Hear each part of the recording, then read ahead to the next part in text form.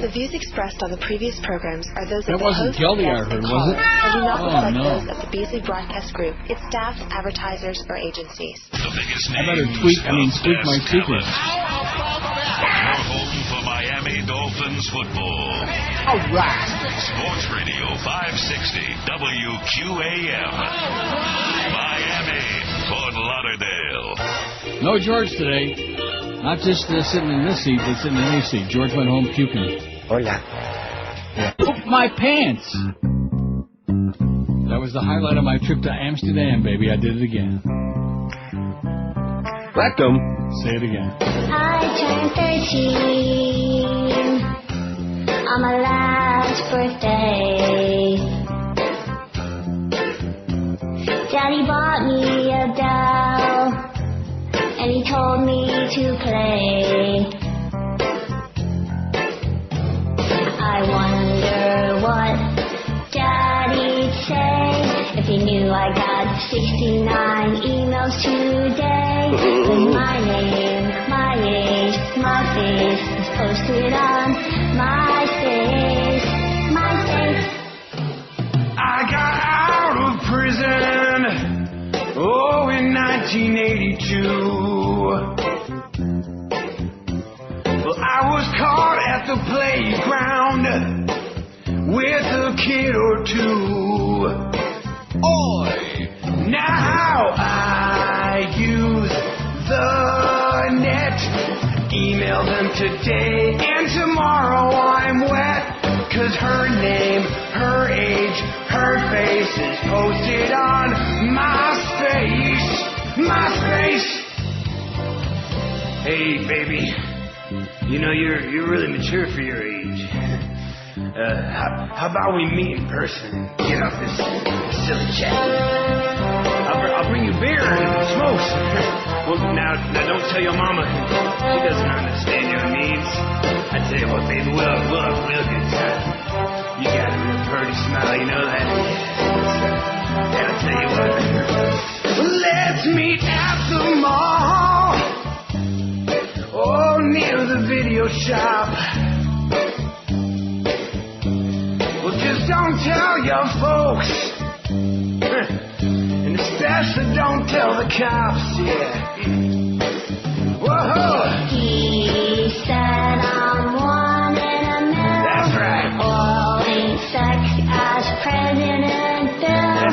My name, my age, my face, posted on MySpace. Oh my God. MySpace. Yeah, He puts his tallywhacker in all the wrong places. He's shredded now. Didn't know I wore braces. 10:03 at 560 WQM. It's Tuesday. Boy, we got 4 full hours today. What the hell kind of crap is that? You make up for it on Thursday. So George is sick today. He was there this morning, bright and early, about 8:09. And all of a sudden, got to be too close to showtime. He said, "Oh, I'm going to puke. I'm dying over here." And so we brought in Miguel. Hi. Who also speak Inglés. ¿Cómo? So here we are. So the highlight of my trip to Amsterdam, which only lasted 4 days, by the way, and a lot of people are going to say, "Oh, we told you so, Neil. You always do this." You know what? I do whatever the hell I want to do. How's that? How's that? I'm a flexible guy. If I'm having a really great time, I'll stick it out, so to speak. And if not, I'll get on a plane and come back. But the highlight of my trip was... I pooped my pants. That is correct. Now, see, I don't have to tell these embarrassing things on here, because it's starting to sound like I need a bag, you know what I mean? But please do. Huh? But please do. Please do what? Oh, tell them? Yeah. Well, I had a really bad meal, which in Amsterdam is like par for the course, at De Marquis on the Dam Rack, which is like the main tourist strip, you know? And De Marquis, you know, it's sometimes it's good and sometimes it's not so good. And this was not so good. I think I had onion soup, which didn't have any cheese on or anything like that. Just like, I think out of the canals is where they get it. And that's what really, like, opened me up. Can I say that? Or is Joyce going to get upset? I pooped my pants. And it's only like about, I don't know, 7 or 8 minute walk from De Marquis back to my hotel, my little apartment in the Krasnopolsky on the Dam Square. And I got about a minute into the walk, and all of a sudden I realized, uh-oh. You see, you're laughing because we've all had that feeling, right? Uh-oh. I don't think this is good. You bastard.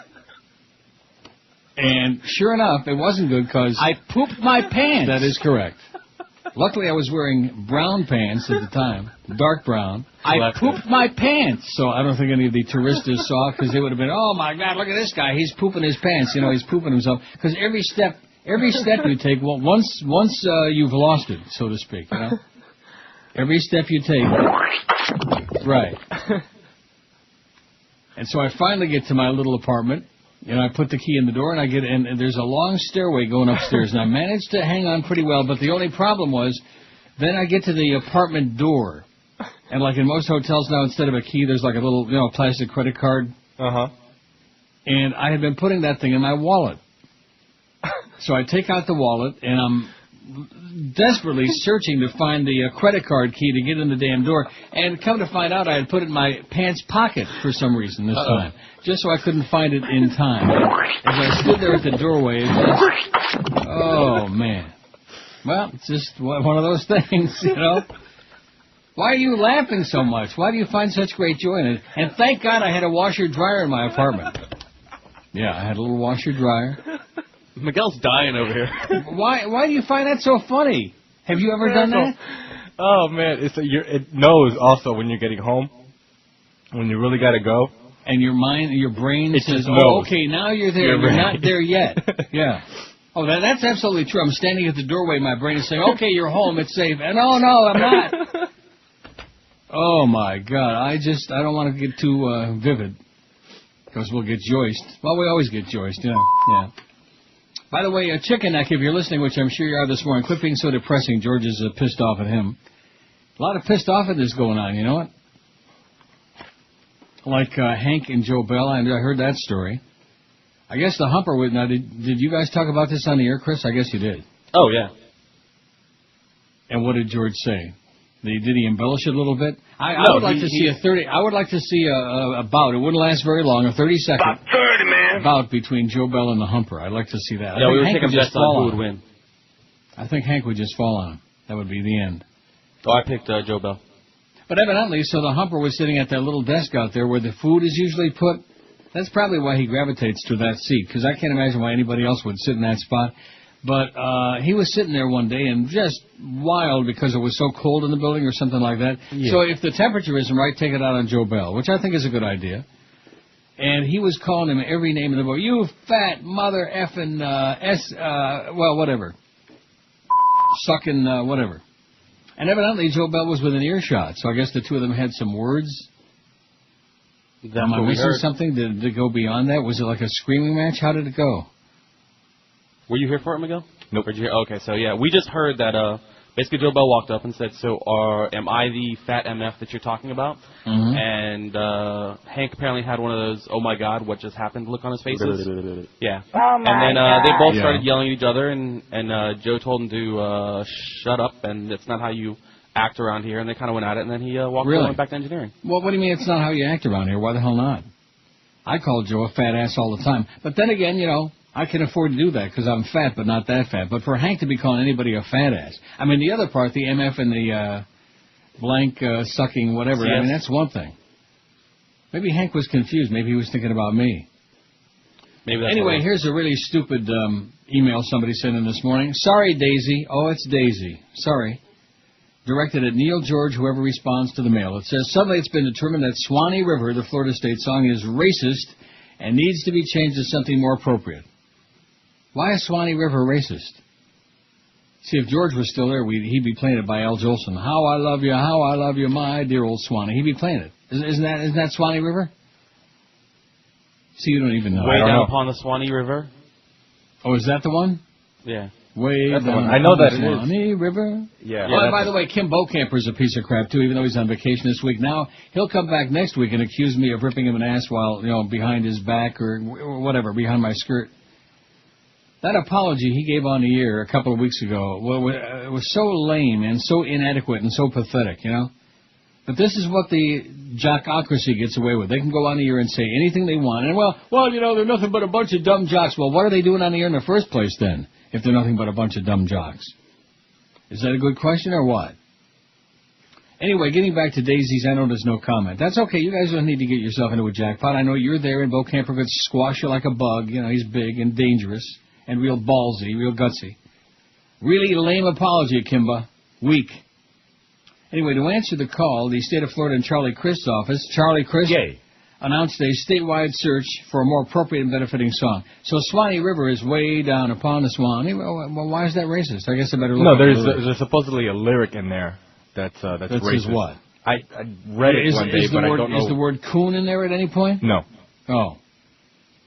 It is with that I submit the deity Neil God Rogers, whoever does the terrific local comedy bits, find the piece which was recorded a few years back, which went something like, way down upon the Miami River where all the drugs come in. Now, I don't even know what that is. And submit this as a contender for Florida State song. I'll bet you dollars to Navy Beans it says that parody bit song is a winner. Dollars to Navy Beans, whatever that means. I never heard that before. Did you hear that? That's a new one. New one on me. No, it would not win. I have no idea what song it was. Plus, it was probably kind of funny, which means we can't play it anymore anyhow. Do I sound a little bit off my feet today or what? No, you're just fine. I do? Mm-hmm. Well, I had my first experience. This is bad. This is a warning to all you fat people out there, including the humper. My first experience on Wednesday and Thursday this past week with diabetic neuropathy. Oh, that's not fun. Ooh. You see, when you're a big fat pig like me and you think you can fool Mother Nature forever and even though you have diabetes, you're eating ice cream and candy and cookies and your blood sugar is out of control for days and weeks and months on end. And then all of a sudden, stuff starts happening. And diabetic neuropathy is scary because your hands and your feet are tingling, and it doesn't stop. And like my right hand, the fingers were frozen up. Which I guess sometimes, in some cases it's good to have a frozen finger, but not in this case. All depending on where you're going to stick it. Rectum. But it was not good. And so now my blood sugar is back to where it ought to be, and I'm no more. That's what it takes. And you've heard me say it a million times, and I always, kid myself. But once you get the good scare, then you cut the crap. Chris. Okay. I'm just telling you, for your own benefit, because the day will come.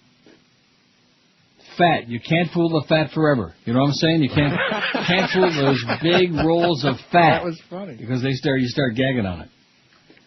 12 minutes after 10, what's that schedule look like today? We got Mad Dog at 2. We got Power Hour with Hank and the Mad Dog 4 to 5. The Humper Solo 5 to 6:30. He'll be ripping Joe Bella fat ass. And then you got the Marlins on deck 6:30. Marlins and the Pirates at 7:05. Ought to be a huge crowd for that game. Not. And game night with Eddie K after baseball. Speaking of Marlins baseball, Thursday we got a noon game. 12:05. The Marlins and the Pirates. Can you imagine the crowd that's going to be there for that game? There's more people in here right now. Wow. But anyway, so that means Thursday, which I happen to be working Thursday this week. We're on that summer schedule, Tuesday and Thursday we're out of here at 11:30, to which I say... All right. Lyrics are on their way, by the way. What is on the way? The lyrics. Oh, good. Thank you so much. I pooped my pants.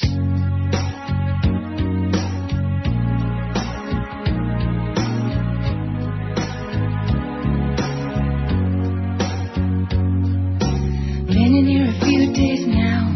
They only let me out for an hour. They keep me away from the other inmates. I can drop the soap in the shower. I spend all day in my cell, but I really miss Tinkerbell. I sit on my cot, it is so not hot. I miss the paparazzi. Sure wish that somebody was with me to be my cellmate. We'd tell some jokes and trade some smokes. Oh man, that would be so great. Until they send me home, I'll be on my own, alone again, in solitary. Absolutely correct, sir. Alone again, in solitary. Oh, she's out. And, of course, does anybody with a brain care? Only a bunch of idiots. 10:18. I got the story, though, on Paris being out, but we'll get to that momentarily. Good. Eventually, when I get around to it, we'll get to it. You know what really bothers me? What's that? I told that maybe that's what made George sick this morning. What bothers me more is the fact that the media continues being obsessed with that needle-nosed bitch, that no-talent needle-nosed bitch, is the fact that these people, these sycophants, are all lined up there, just like when a Michael Jackson trial was going on. All these lifeless idiots are all lined up. I have no life. Paris, and they're just reaching out to touch her, Very sad. Speaking of sad, here's a fact from somebody that's not a big George fan, I guess. Maybe George read this, and that's why he went home. It says, thank Neil God, you're back. Even 2 days of you a week is better than listening to George the Horrific. He is worse than Chris Moron. Happy you are back. Well, now, what does that mean he's worse than Chris Moron? Oh, that's Christina Moore. Don't take it seriously, Chris. Not you. Okay. That was Chris Moore. Remember Chris Moore? I bet you Miguel Chris does. Moore and Boog Shambi. Right. Oh, they had some big numbers in midday. Started with a... Oh! Yeah. That was a hell of a show. So now we're getting all these people sending in the lyrics to... No, that's me. There was there's a kiddie version. Yeah, and then there's a whole different version. Oh, it's the old... Oh, I don't understand. Oh, the other name of the song is The Old Folks at Home? Right. The Swanee River... Florida State song lyrics, the Swanee River lyrics, Old Folks at Home by Stephen Foster. I wonder if he was kin to like Bud Foster. Or Foster Hewitt. Anyway, way down upon the Swanee River, far, far away, that's where my heart is turning ever. That's where the old folks stay. Old like you. Oh, God! Me. All up and down the whole creation, sadly I roam, still longing for the old plantation and for the old folks at home. I'm going to read all of these lyrics, and I'm waiting to find the part that makes this into a racist song. You'll see it. All the world is sad and dreary everywhere I roam. Oh, Lordy, how my heart grows weary, far from the old folks at home. Well, that's where it came. That's the clean version. Yeah. And what's the not clean version? Oh, it's on the last sheet I sent you. Oh, wait a minute. The original one, that's like too much of a kid. Oh, version. Darkies. Yes. How my heart grows weary, far from the old folks at home. Oh, Darkies. Huh. Well, they changed it. Oh, Lordy. Oh, Darkies. What kind of a song is that? Stephen Foster wrote this? What a racist bastardo, man. Oh, Darkies, how my heart grows weary. And that's it? Yeah. That's... Oh, Lordy. And it keeps repeating. I see that's the chorus. Keeps repeating. Yeah. Oh, Darkies. Oh, Darkies. Don't say it again. You're already over the quota. Next thing, see, Bo Camper's going to come back from vacation next week and say, I heard Neil Rogers call somebody a darky on the radio, and then Toast and Robert Creeper will say, oh, yeah, we heard it too, Kim. You go, baby. Bunch of liquor fans. Boy, how come Creeper is still there? That's what I would like to know. How come this suckhole is still working there? How come he's still employed at QAM? He's got to have the naked pictures. It's not just that he and Clarence are doing it. That's only a part of it, a small part, from what I'm hearing. Okay, here's George's poll from yesterday, and boy, if you think his poll was bad, wait till you hear the one we got going today. And I don't really know who this was that sent it in. Thanks anyway, but it really sucks.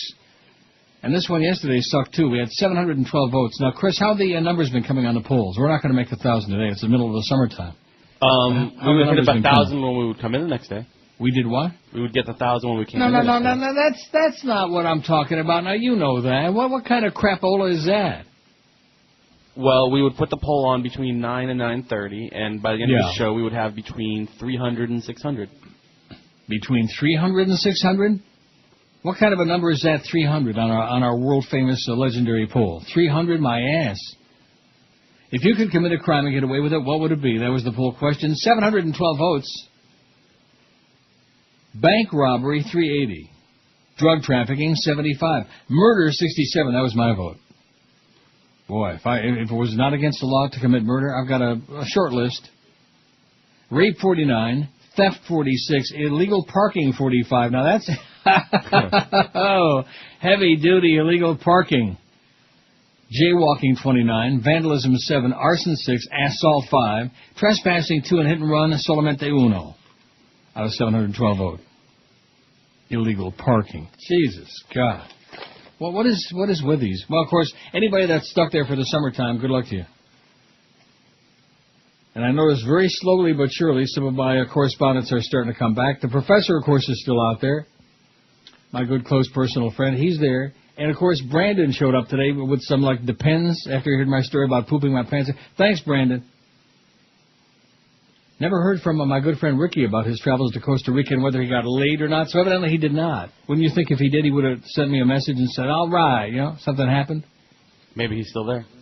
No, he's not still there. He sent me a message when he came back, said, I'm back, and, I'll confabulate with you later. He never did. Come on, Ricky, spill the beans.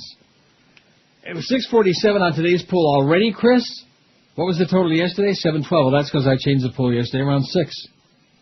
See, George Key, that's because he doesn't come up with a new poll the previous day. Maybe that's why he's sick. Maybe the Lord is punishing his ass. I believe that my dead relative's blank. That's the poll today, and it really sucks, and I apologize, but we got 658 votes. No longer exist at all except as Dust and Bones, 293. Are in heaven having a great time, 109. They're all singing that famous song, I ain't got nobody, but they're having a great time. They got no heart, they got no brain, they got no eyes, they got no feet, they got no limbs, but they're having a hell of a good time in heaven. 109. By the way, neither one of you responded when I said if either one of you ever had that, the poop the pants thing, and it was just a lot of laughter at me, and nobody said a word. Close, but never. Close, but I've never, not all the way. Close, but never over the brim. I mean, the edge. It'll happen one of these days. You don't have to be old to poop your pants, I'll guarantee you that. You could be young, too. I believe my dead relatives are floating around somewhere in the universe, 90. They're floating around, yeah. Communicate with me through my TV, my toaster, my whatever, 58. Are like ghosts hovering around, watching whatever I'm doing, 49. Are probably gathered around talking or laughing at me, 35. You know, by the time you get through reading this poll, it's time to go home anyway. Like I said, I like this poll. There he goes again. He works 2 lousy days a week, and he just can't wait for 2 o'clock. You're right. Have been reincarnated as somebody's pet Fido or Fifi or something like that, 9. Or maybe a putty cat. Are probably wishing I'd go to see a medium so they can contact me from the other side, 7. I believe my dead relatives are in purgatory having whatever time, 5. Yeah, whatever time. We don't know if it's good or bad or like kind of indifferent in purgatory, like kind of our management indifferent to human suffering. And are in hell having a hot time, 3. Out of 658. We're going to have the 712 by 11 o'clock, Chris. We're going to top yesterday's number. Cool. Maybe that's why George went home sick. Oh, and look how many votes we got on there, gentlemen. Take a look at how many votes we have on the poll right as I speak. 666. I got 669. What does that tell you? El Anticristo is back. That's me. El Anticristo. Well, I'll be talking about it at the water cooler. Neil pooped his pants again. He's getting to be old. Pretty soon he's going to be wearing Moe's bag. That's one good thing. Mo left that bag. I wish your Robert would have washed it out. Well, you start off in diapers and you end up that way, right? Yeah, that's a good point. Thanks a lot, Miguel. Jackass. 669. Boy, I'm telling you, we might get 1,000 today. Now let me ask you this, Chris. Did you make 1,000 during the show at any point? 672. Yeah, of course not. Gone? Of course not. Of course not? Well, what does that mean? Well, he doesn't bring up the poll at all. What time did you put the poll on yesterday? 6. Okay, and so we put it on at 9:30 in the morning before the show? Oh, I see. So you're making excuses already? Well, he doesn't talk about it either. George doesn't talk about it? He doesn't talk about the poll. That's correct. Well, why not? He doesn't care? Oh, that's right. I forgot about that. He doesn't care about that. Plus, he's got all those great calls to take. When it comes to sports, how can I forget? We're the authority. Sports Radio 560, QAM.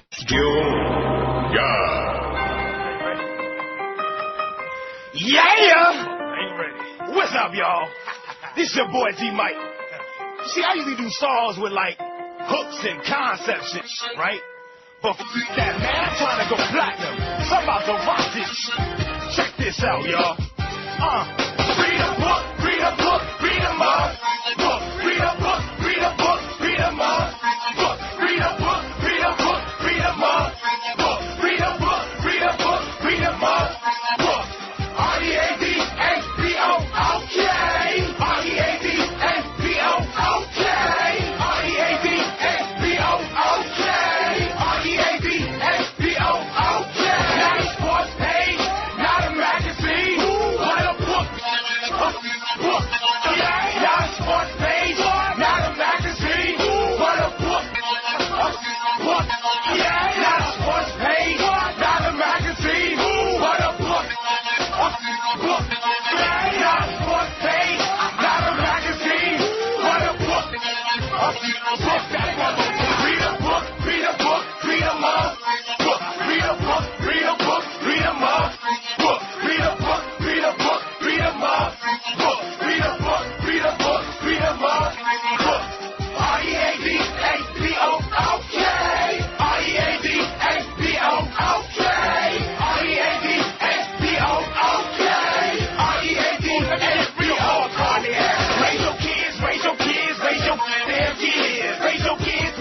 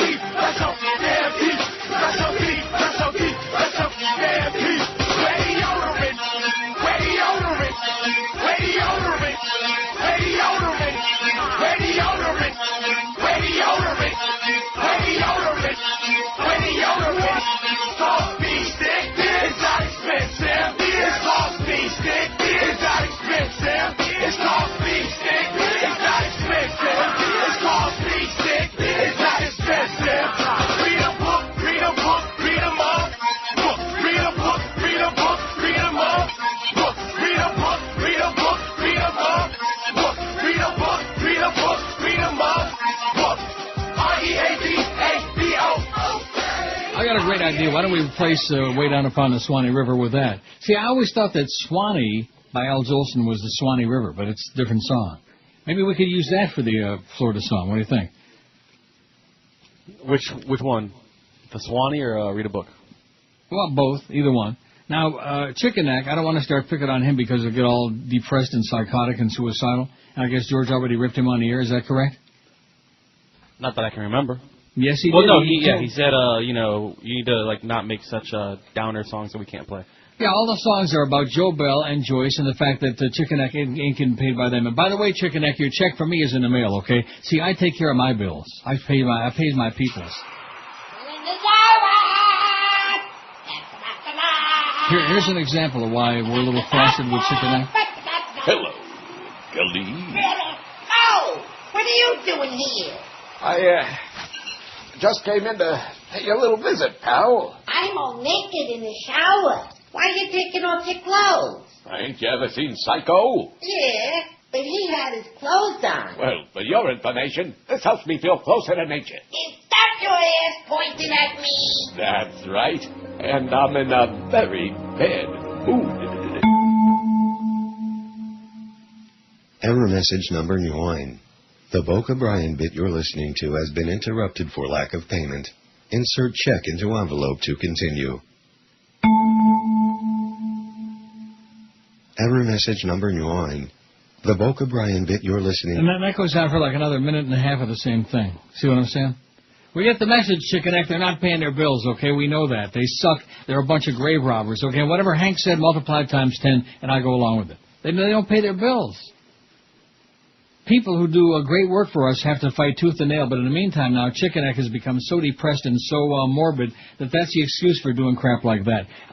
No, in fact, I might have to stop payment on that check I sent, unless we get some good stuff for next week. 7:14, by the way, sounds like Quaaludes to me. I'm not going to read that poll result, which may hold it down a little bit, but I think even Chris would admit now, since it's only 10:36, we're going to make 1,000 today during the show. Definitely. You think so? It's in the bag. On a crappy poll like that. And let me ask you one other thing, because I don't really know what the arrangement is.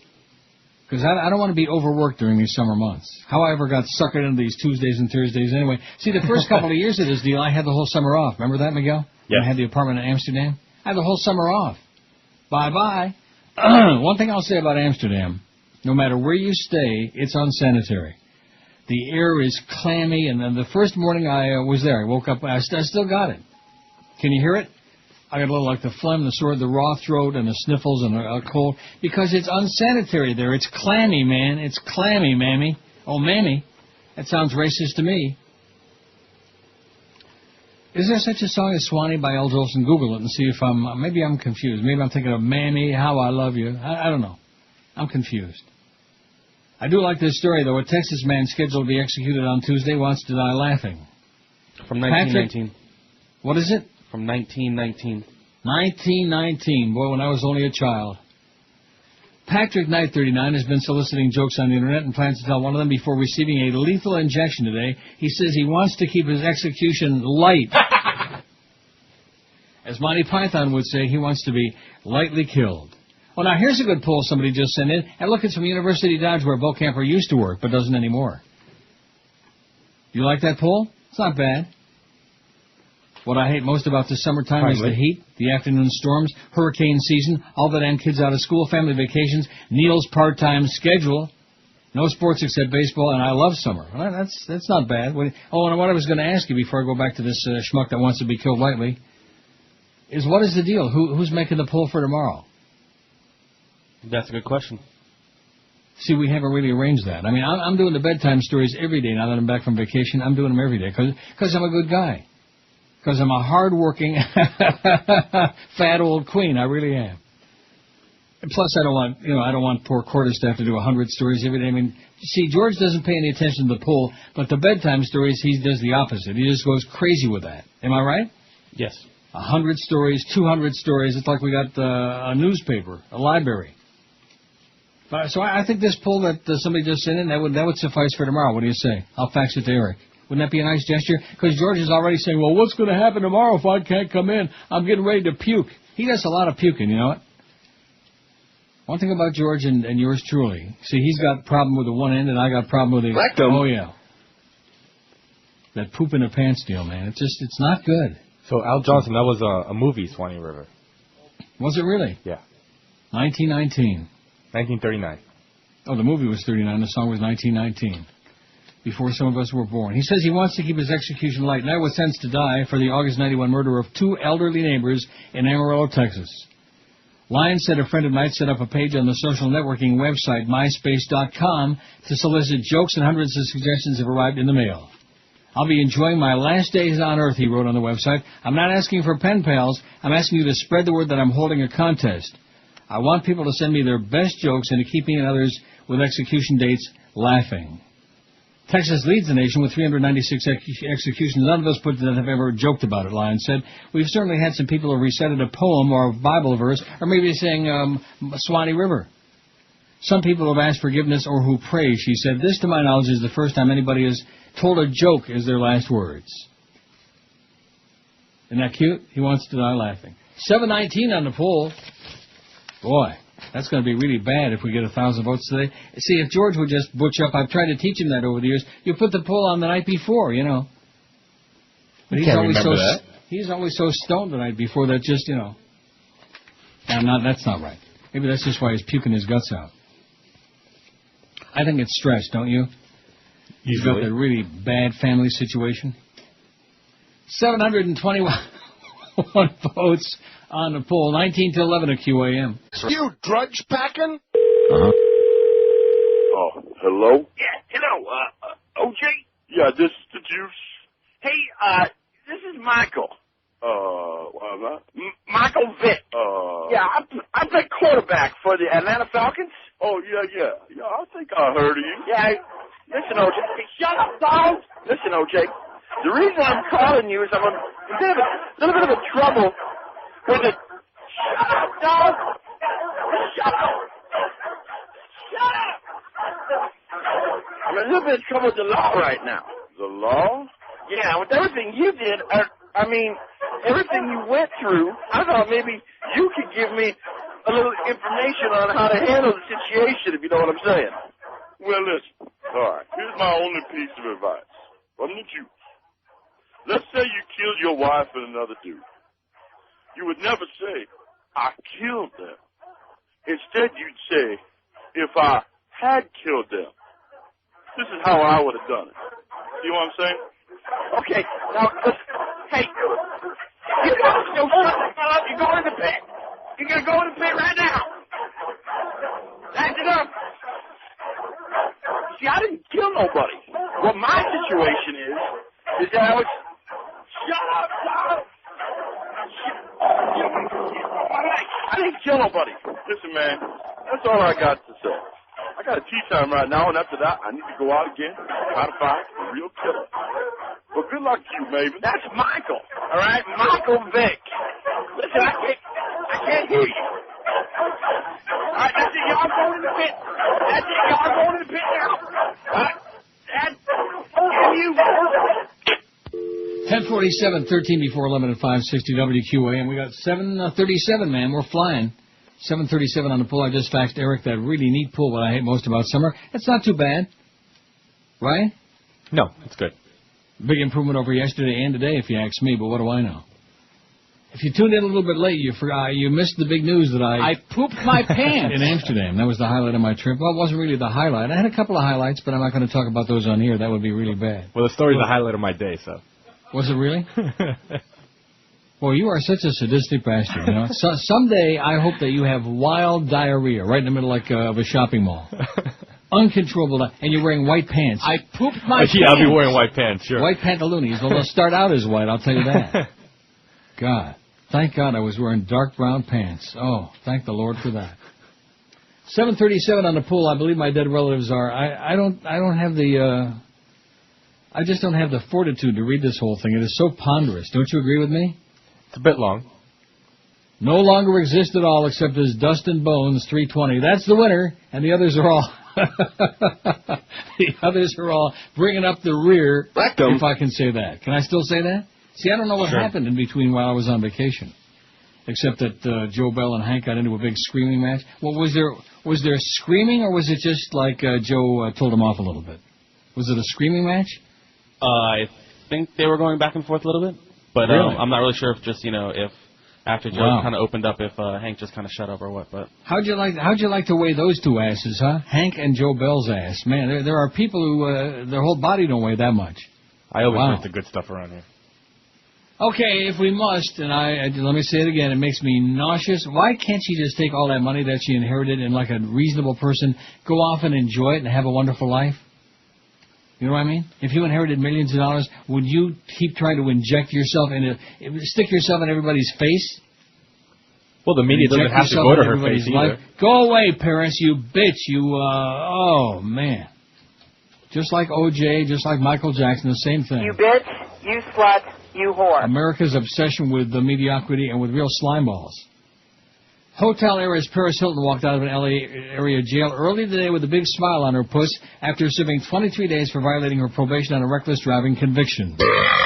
With paparazzi and reporters swarming behind a police barrier, Hilton waved and beamed but ignored shouted questions as she left the jail about 12:15 this morning. Pacific time. That's like 3:15 our time in the morning, middle of the night. She walked past sheriff's deputies into an SUV where her parents waited. The media dogged Hilton as she made her getaway, jockeying for position and snapping photos of the socialite for miles along the LA freeway system. When her SUV had to stop at a red light, photographers jumped out of their cars and surrounded it. CNN affiliate KTLA-TV in LA reported that Hilton went to her grandparents' home in Benedict Canyon area of Beverly Hills. The 26-year-old multimillionaire was sentenced to 45. Well, we know that. She has fulfilled her debt to society, and now it's concluded, said Sheriff spokesman Steve Whitmore, her debt to society. Hilton is scheduled to give her first post-jail TV interview tomorrow night on a real marshmallow toss on Larry King's show on CNN. After ABC and NBC dropped rival offers last week. The imprisonment and temporary release of Hilton ignited a global media storm and raised questions about celebrity justice. Her jail time was sparked by her arrest in September on a drunken driving charge. And it goes on and on and on. That's all she's getting from me. Except we do have about 10 Paris Hilton bits. They're not nearly as good as that error number 9. Come on, chicken, cut the crap. Quit pouting like a child. Somebody sent this back, and it says, welcome back. God love the name of the market in this story. It's from Steve in Coral Springs. Thank you, Steve. Uh-oh. A store clerk was arrested this morning after he shot a man who argued with him over the use of the store's phone, police said. A man walked into the dark and lovely market. Wasn't this morning. This is an old story. Oh. Well, some Tuesday morning. At 3081 Northwest 19th Street. This is in Fort Lauderdale, asking to use the phone about 2:20 in the morning, said Sergeant Frank Souza, who's got a hell of a band, by the way. Strike up the band, Frank, spokesman for the police department. The clerk, Mustafa Abdallah, 33, refused and told the man to get the hell out. The man returned and an argument broke out. Souza said Abdallah shot the man as he went to leave the store. The man, whose name wasn't released Tuesday, whatever Tuesday this was, maybe 1919, was rushed to Broward General in critical condition. He might even be dead by now, for all we know. Well, how do you know it's an old story? Because I know it. No. Police arrested Abdallah on charge of aggravated battery with a firearm.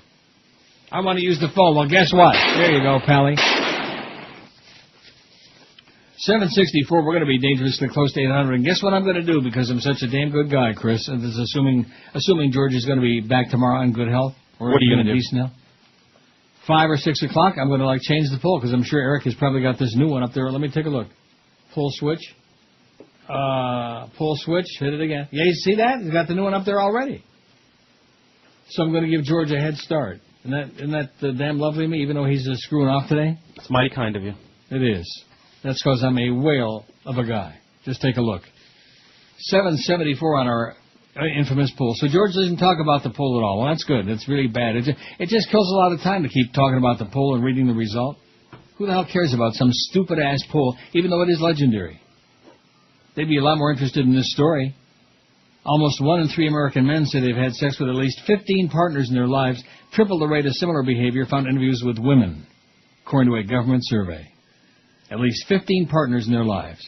Now, you guys are just young punks, so you certainly couldn't, you couldn't measure up to that, so to speak. 15? Yeah. What, are you kidding me? Chris? Huh? 15. Now, what do you mean, what am I kidding you? Is that what does that mean? More than 15 or less? Hell yeah, more than 15. Oh, well, in your case, you were once upon a time a young stud. You used to look pretty good. Yes, I do. Okay, let me say it again. You used to look pretty good. The results reported today by the U.S. Centers for Disease Control and Prevention in Atlanta came from surveys that probed the sexual habits and drug use of 6,200 plus people aged 20 to 59 who answered questions from 1999 to 2002. About 4% of adults overall, only 11% of unmarried adults said in the survey they never had sex. Oh, let me read that again. About 4% of adults overall and 11% of unmarried adults said in the survey they never had sex. Loser. Wow. Woo! President Bush's administration has tried to promote sexual abstinence among unmarried people in the U.S. as a way to prevent disease such as HIV. The survey results, which are the first collected by the CDC on the number of lifetime sex partners, suggest the abstinence message may not be enough. And you know what? There's another, I know we've done that before, there's another good poll for later in the week. You don't think? How many sex partners have you had in your lifetime? Oh, nobody's going to tell the truth. Whatever the highest number you have on there. Are we tracing it? Whatever the highest number you have on the thing, that's what everybody's going to vote on, no matter Pete, what. the chronic board-op, said, I had insomnia last night, had a radio accident. Phil Hendrie doing Sirius Radio overnight on WINZ 940 from Los Angeles. Are you sure? Wow. Doing Sirius, get serious. Get serious, Phil. And I'm sure right-wing serious. Isn't it sad? He's a sad case, you know. Very sad. Once upon a time, the guy was a tremendous talent, and then all of a sudden, somebody hit that magic wand. Somebody hit him with a gong and turned him into a right-wing goofball, loser. Hey, he's on the cover of Talkers. Like I said. Let me tell you, anybody who reads Talkers magazine got too much time on their hands, Miguel. I have no life. Well, it's in front of me. To rely on just one strategy for something is just bad. The more options you have, the more people are likely to use one of them. So this is a guy who's skeptical about this result. The average number of female sexual partners for men was 6.8, said Catherine Porter, a medical officer for the CDC's National Center for Health Statistics in Hyattsville, Maryland, and one of the study's co-authors. Women report an average of 3.7 male sexual partners. So men, 6.8, women, 3.7. Gender-based differences in sexual activity have long been noted by researchers. Gender differences, men are more likely to commit sex crimes, while women are more likely to report sexual dysfunction and not being able to respond sexually, she said. When you look overall at the differences between men, where men appear to have more math skills and to be more aggressive, the differences in sexual behavior are greater. The survey also found that about 1 in 7 adults, or 16%, first had sex before they reached age 15. Just 15% remained sexually abstinent until age 21. The questionnaire, which defines sex as oral, anal, or vaginal, was administered in a confidential environment designed to elicit honest answers. Porter said in a telephone interview, survey respondents entered a van, listened to the questions through headphones, and typed their answers into a computer without researchers being present. The survey also questioned Americans about drug use. About 1 in 5 adults reported they had tried cocaine or another street drug, not including marijuana, at some point in their lives. About 5% said they had used such drugs in the past year, and probably a QAM within the past half hour. And who could blame them? That's another good poll question. Who's your favorite fat ass at QAM? You're listening to Neil Rogers exclusively on 560. This is the Neil Rogers Show. You fairy. This is your brain. Any questions? If you're a DJ who's also Caucasian, don't even mention the blacks or the Asians. Athletic women with short curly hair. These are the things you can't say on the air. Homeless men talking about things quite disgusting. The FCC through your door will be busting. Bodily functions, don't even go there. These are the things you can't say on the air. When Al Sharpton comes to protest, trouble's on the way. Apologize for all the things that you said and update your resume. And do not be singing those songs about darkies. I'll tell you that right now. It's 11:02 at QAM. I'm starting to get a little bit of my voice back. I didn't have any, what's the word I'm looking for? Resonance. Every time I go on vacation, I don't do any shows for several days at a time. When I come back, it sounds like I have my nuts cut off or something. You know what I mean? Not like that, not like Geldy, that high, but there's just no resonance there. You know what I'm saying? Sound just fine. Do I really? Yeah. Not to me. I sound really thin today. I don't feel thin, although I'm 188. That's not too bad. I won't tell you what I weighed when I came back from vacation. Oh, it was not good. And it was because of all that great food in Amsterdam. Not. God, does the food suck there. A lot of things suck in Amsterdam. 8:14 on the full. Chris is probably thrilled to death, aren't you? Oh, I'm so happy. Well, now you got to admit, it's a little bit of excitement, especially in a boring place like South Florida. It's a little bit of excitement when we get toward the ass end of the show every day, and we start going toward, 1,100 votes, 1,200, whatever it is. Oh, you could have finished before you said, and we get to the votes. What do you mean? When it's the ass end of the show. Oh, when it's the ass end of the show, it's exciting for us. There he goes again. All he wants to do is get a big check and get out of there. Right. That's it. All the jealous old bitches, man. Jealous old bitches out there just sitting there chewing on their fingernails, squeezing on their bag. By the way, loan me the bag, please. That is... See, that right there should tell you that there's no God. And all you, the God Squad people, all you silly God people out there. There is, and he's got a sense of humor. Yeah. I have a great... he doesn't have a sense of humor. He's a sadist. I've got a great God story yesterday. Yeah. Leaving Publix, and this lady comes, almost running up to me to hand me a piece of paper. Mm-hmm. And I just kind of looked back and said, no, thank you. And she goes, don't you know that Jesus died on the cross for you? Why don't you want to take this? I just kind of looked at her like, what? And just kept walking. I've had people try to give me stuff, but to be like, why don't you want to take this? Was like, what? So then she walks over to this other guy right across from me, and he didn't want to take it either. So I'm pulling out, and literally a car is still pulling into a parking spot, and she's running over there to hand them the paper. Well, she wants to save all your ass, don't you understand? She's got to save your whole soul, honey, your whole soul. 820 votes on the poll, baby. I'm going to tell you that's all I'm here for, is just to goose that poll number up, and and the other numbers too. Do we have another trend coming out one of these days soon or not? One of these days, yeah. During the break, I'll look it up, because Clarence here is hell going to tell you. He's as well, the last useless one came out on the 7th. 7th of this month. But that's because we were getting behind. But I think like in early July. It was the 7th of June? That's what it says on the board there. What a memory.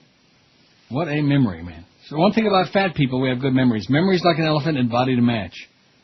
Here's a update on a story that's one of my all-time favorites. In fact, I started printing this thing out and it said 1 of 18 pages. Don't you love that when you start printing something that says 1 of 18? And I thought, I don't think so. I don't think so. Although, if I would have printed the whole story out, I could just read this story and then get out of here. A divided U.S. Supreme Court yesterday curtailed free speech rights for students, ruling against a teenager who unfurled a banner saying "Bong hits for Jesus" because the message could be interpreted as promoting drug use. I mean, come on. Are you serious, people? See, there is no more free speech. It's just dead. In its first major decision on student free speech rights in nearly 20 years, the High Court's conservative majority, a bunch of Nazis, ruled that a high school principal did not violate the student's rights by confiscating the banner and suspending his ass. Student Joseph Frederick says the banner's language was meant to be nonsensical and funny, a prank to get on TV as the Winter Olympic torch relay passed by the school in January 2002 in Juneau, Alaska. But school officials say the phrase "bong hits" refers to smoking marijuana. No crap. Wow. Are they hip and cool or what, huh? At that school?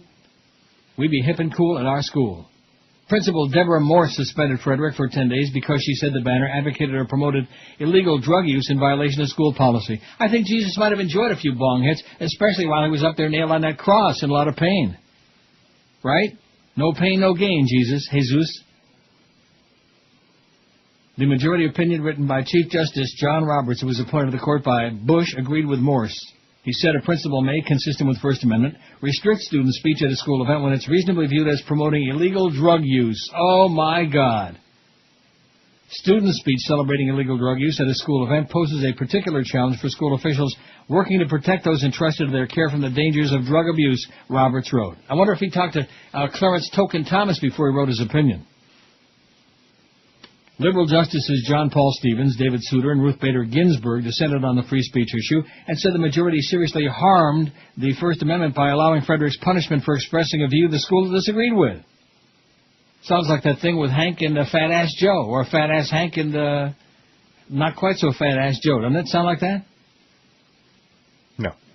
No one seriously maintains that drug advocacy, much less Frederick's ridiculous sign, comes within the vanishingly small category of speech that can be prohibited because of its feared consequences, Stevens said. Although this case began with a silly, nonsensical banner, it ends up with the court inventing out of a whole cloth special First Amendment rule permitting the censorship of any student speech that mentions drugs, he wrote. That's right, they're invented out of whole cloth. Justice Stephen Breyer said he would have decided the case without reaching the free speech issue by ruling the principal cannot be held liable for damages. The Bush administration, of course, supported Morse and argued that public schools do not have to tolerate a message inconsistent with its basic educational mission. Frederick's lawyer urged the Supreme Court to follow its famous 1969 ruling that students do not shed their constitutional rights to freedom of speech or expression at the schoolhouse gate. A decision that allowed students to wear black armbands in class to protest the war in Vietnam. But the Supreme Court's last major rulings on the issue have gone against the students. The court ruled in 1986 that a student does not have a free speech right to give a sexually suggestive speech at an assembly, and in 88 that school newspapers can be censored. Censorship be us, baby. That's America for you. In the schoolyard, on the radio, on your TV, up your butt, wherever the hell it is. Censorship be us. Damn it. And then, of course, I wonder if they consulted with Joyce on that crap. You think? Maybe Boca Brian will do a bit on that next week. We can only hope. Not. Don't do it, Chicken Neck. Boy, he's starting to really get on everybody's list, isn't he? I mean, I still love him and all that, and he's a genius, but he's pouting a lot. You know, don't take it out on the show that you're pouting and not getting paid, okay? I told you, don't buy a house. Isn't that what I told you, Chicken Neck? Don't buy a house. What did he do? He went and bought a house. If I croak tomorrow, do you know what's going to happen to him? Foreclosure? Don't buy a house. I told him that. Living in a box? Oh, look at that. Don't break a fart. Oh, I don't know. Are there fart sounds in this or what? I sure hope not. I haven't played this in a long time. In a possum's age. I don't want to say that word again. Don't go breaking apart. Oh, no. Woo! Well, I wasn't scared of it. Oh, you didn't dump that, did you? No. Good. That was that was just a suggestion of one. It wasn't a real one. It was just a suggestion of one. Joyce. 831 votes on the poll. We're going to make 1,000 today, and it's just a major miracle to me. I'm starting to get my voice back. I start sounding like me.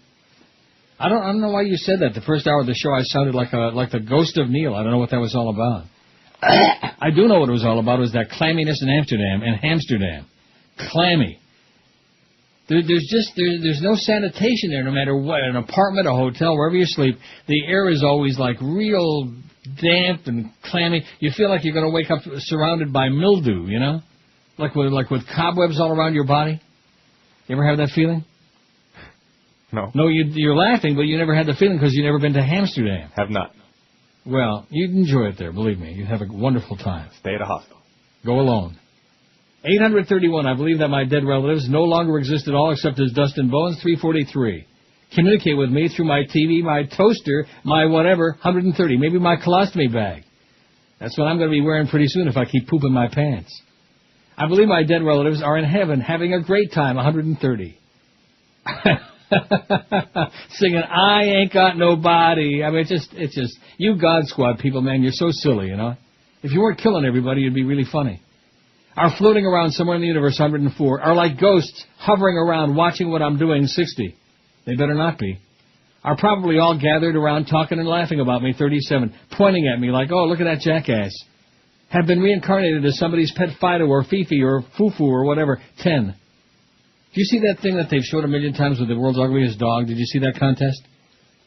That little Chinese dog with its tongue hanging. I saw the contest. I didn't see the dogs. I thought he was actually kind of cute in an ugly way, you know what I mean?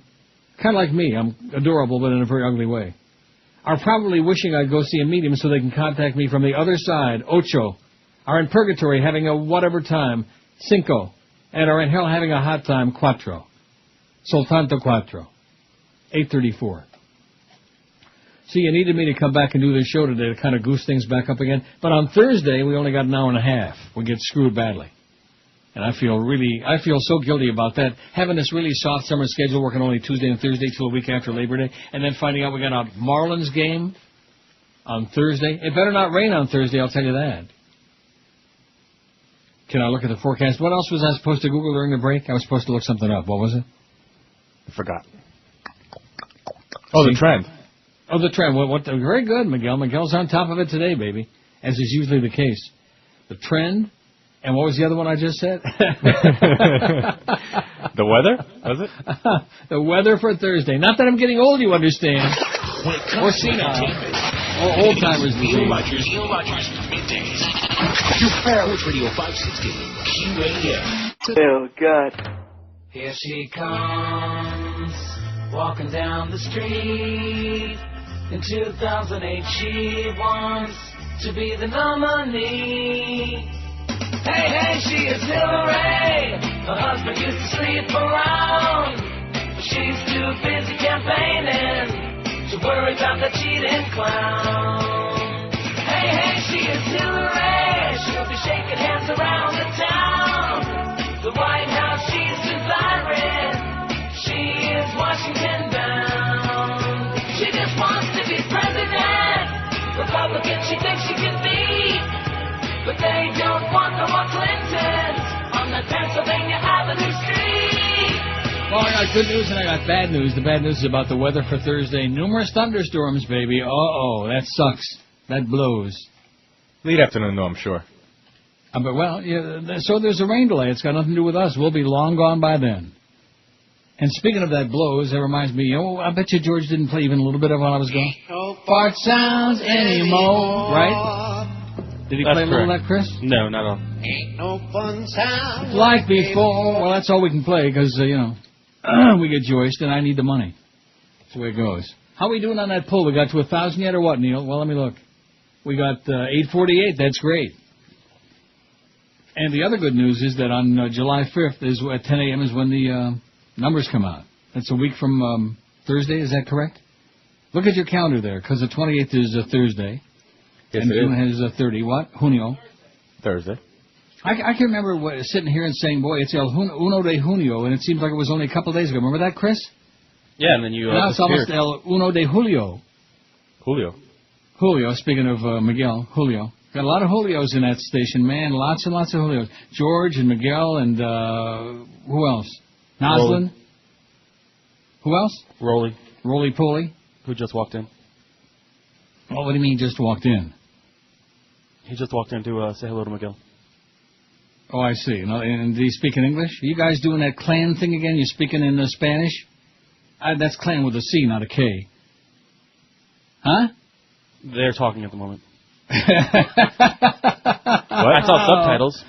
They're talking in Espanol, and they're probably talking about you, Chris. Let me tell you right now.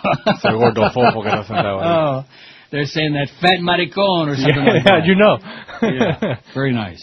Very nice. Doug Thompson writes, a lot of corruption. That's spelled L-O-T-T. Isn't that pom-pom jackass Trent Lott? He says when Republicans lost control of Congress in the 2006 midterm election and scandal-scarred Senate Majority Leader Bill Frist went back home to Tennessee, the party of the elephant had a chance to prove it could learn from its mistakes and correct the corrupt abuses of the past. Instead, the party turned to one of its most corrupt, disgraced former Majority Leader Trent Lott as its new minority whip in the Senate.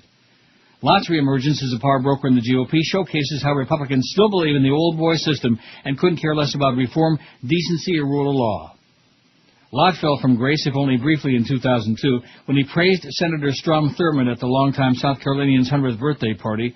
I want to say this about my state, he said. When Strom Thurmond ran for president, we voted for him. We were proud of it. And if the rest of the country had followed our lead, we wouldn't have had all these problems over the years either.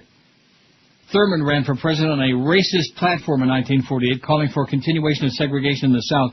The controversy that followed Lott's praising of that campaign forced him to step down as Senate Majority Leader. Lott claimed the comment was a slip of the tongue and didn't reflect his true and long-held views on racial equality. He's a liar, Doug Thompson says.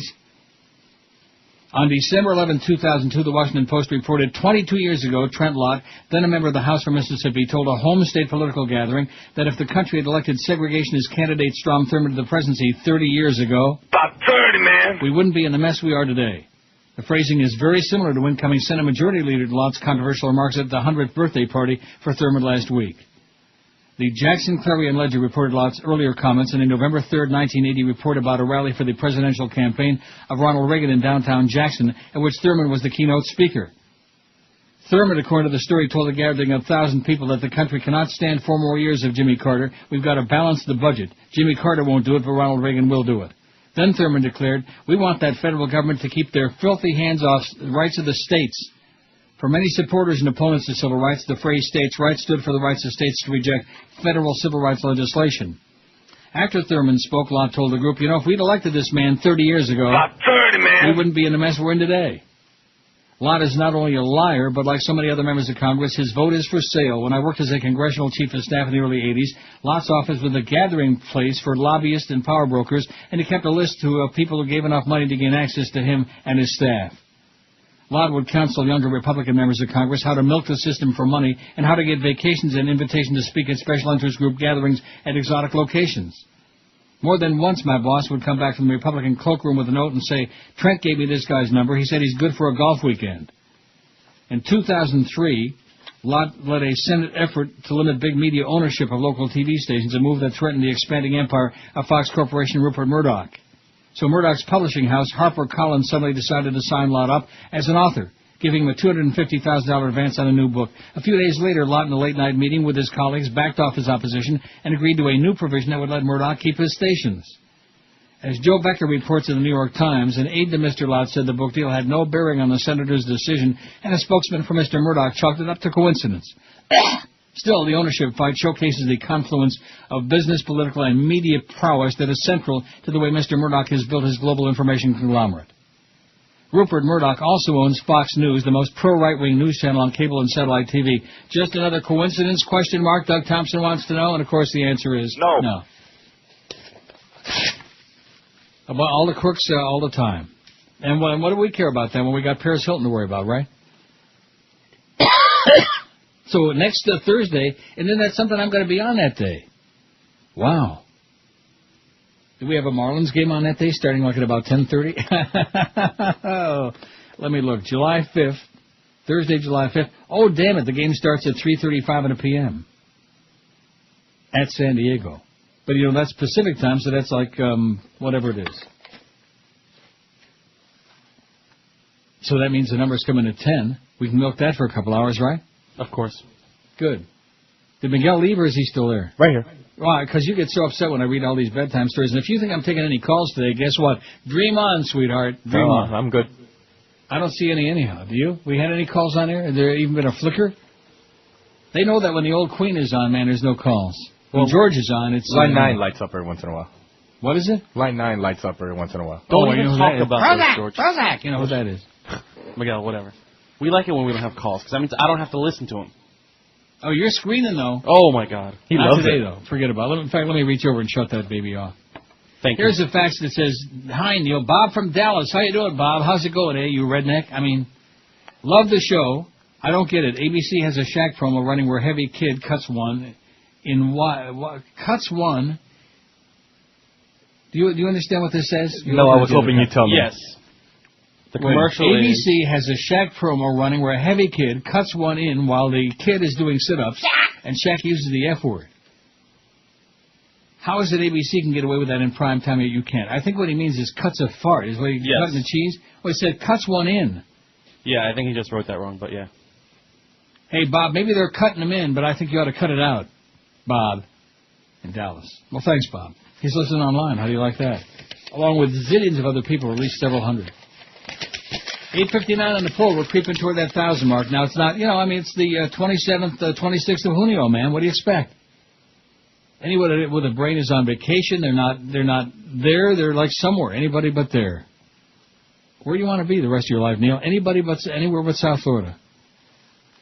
Does that sound negative? It's okay. No, I'm just being honest. Not anywhere but South Florida. I don't want to be in Amsterdam the rest of my life. The air is too clammy. I'd be dead in a week. That's the problem, having speaking and like... can you hear it? It's still there. Getting that phlegm and that mung out of my system. That clammy... Oh. Maybe that's why George isn't feeling good. You think he caught it from me down the line? Because he sounded fine when I came in this morning. No, he was hoping that you weren't there and that he'd be getting some money soon.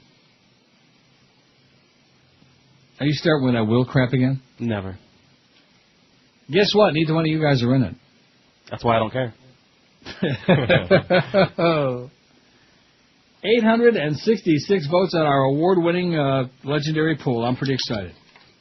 I would read this next story about Barack Obama, but it's short. I have just enough time. I was going to lie there and say, I don't have enough time, but I have just enough time. Well, not really, but I'll sneak it in anyway. Pamela Levy writes on the Smirking Chimp, faith, politics, and Obama. But you know what? I don't have time, so I better do the break.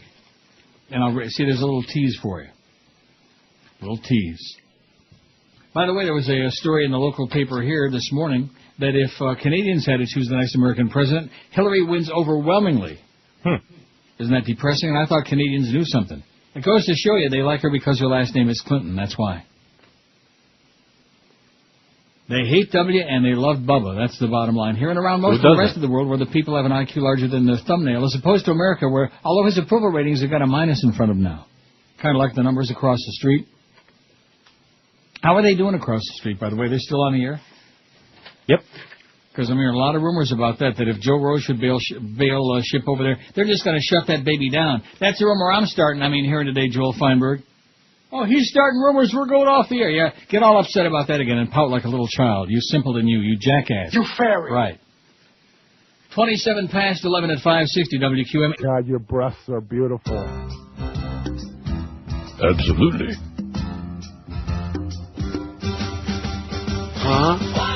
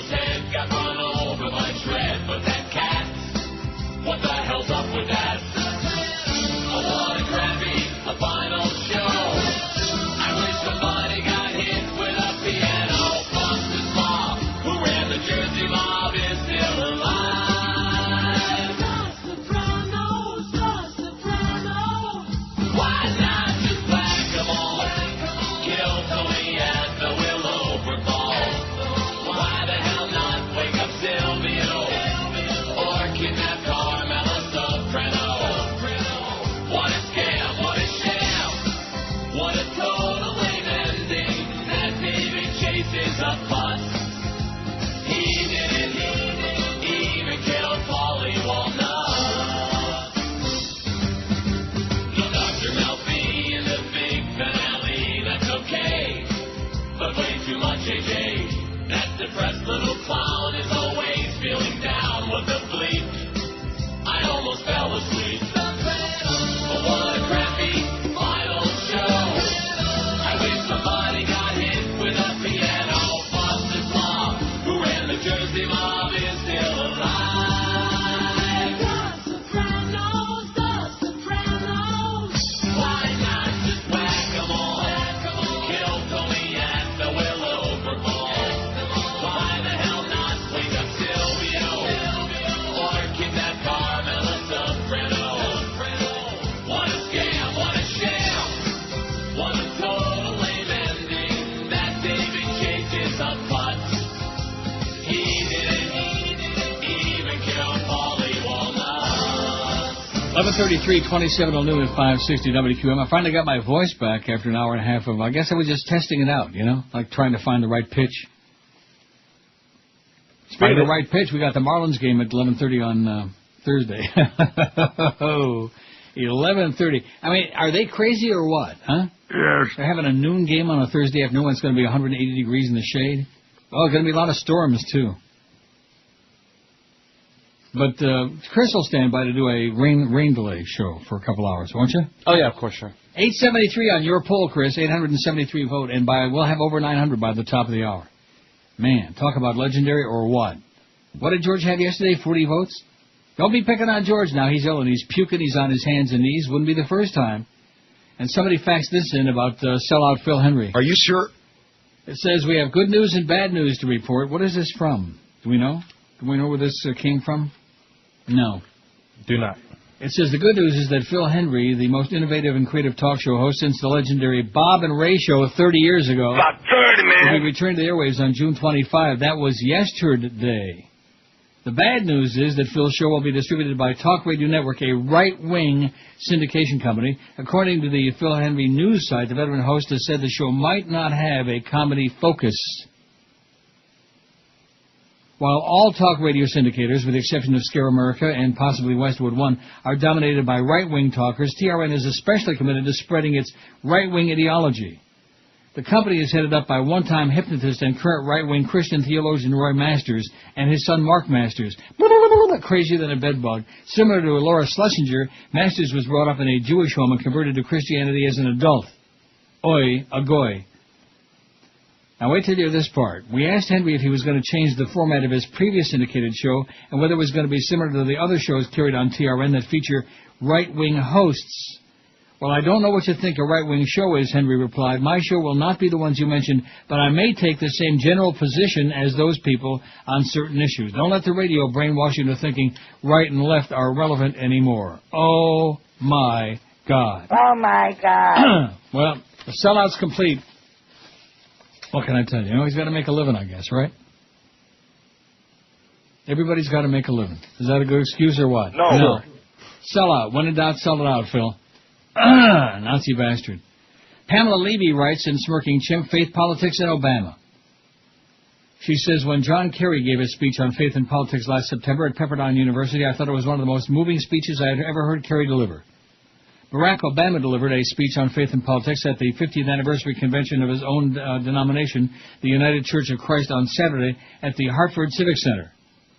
Obama said the religious right had hijacked faith and divided the country by exploiting issues like abortion, same-sex marriage, and school prayer. Amen, Pamela says. Amen.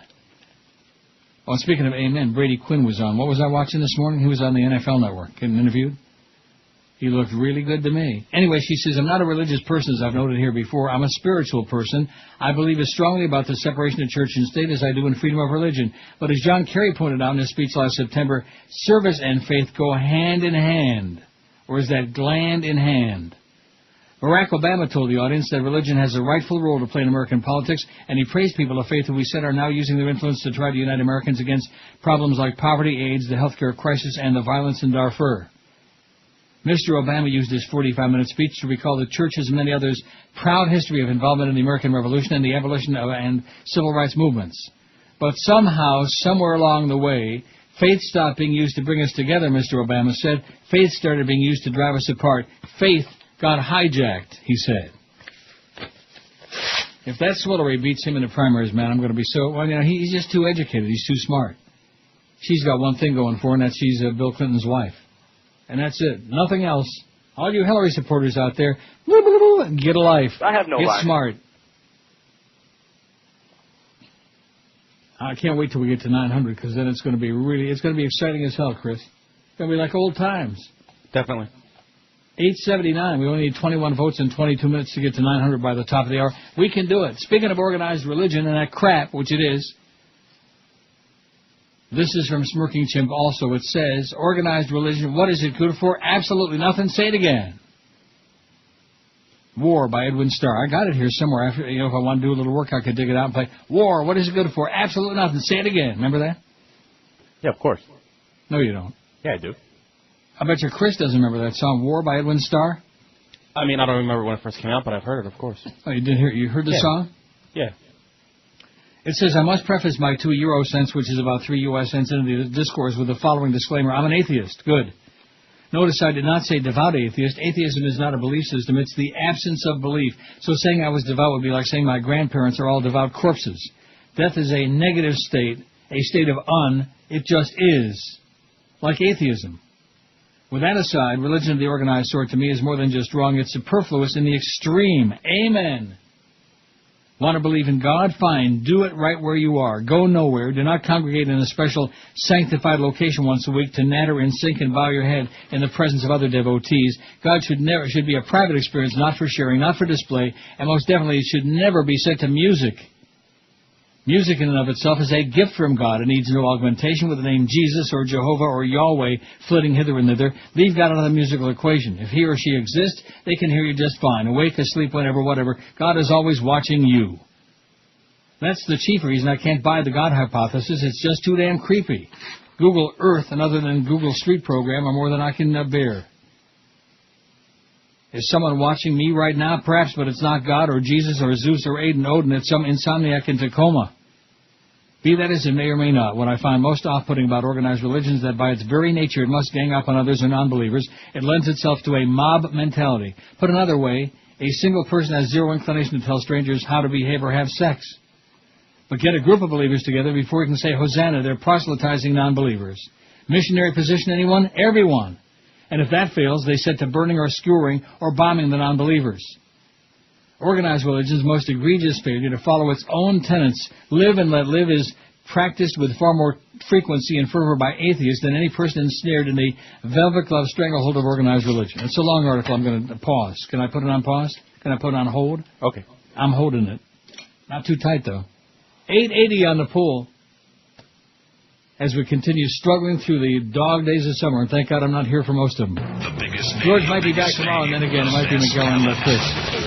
And the beach. And Portis. Dolphins football. And Clarence. Taylor bats the ball away. He scoops it up, dashes into the end zone. Sports Radio 560 QAM.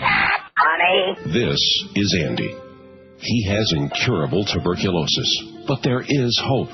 Andy has an incredibly hot wife.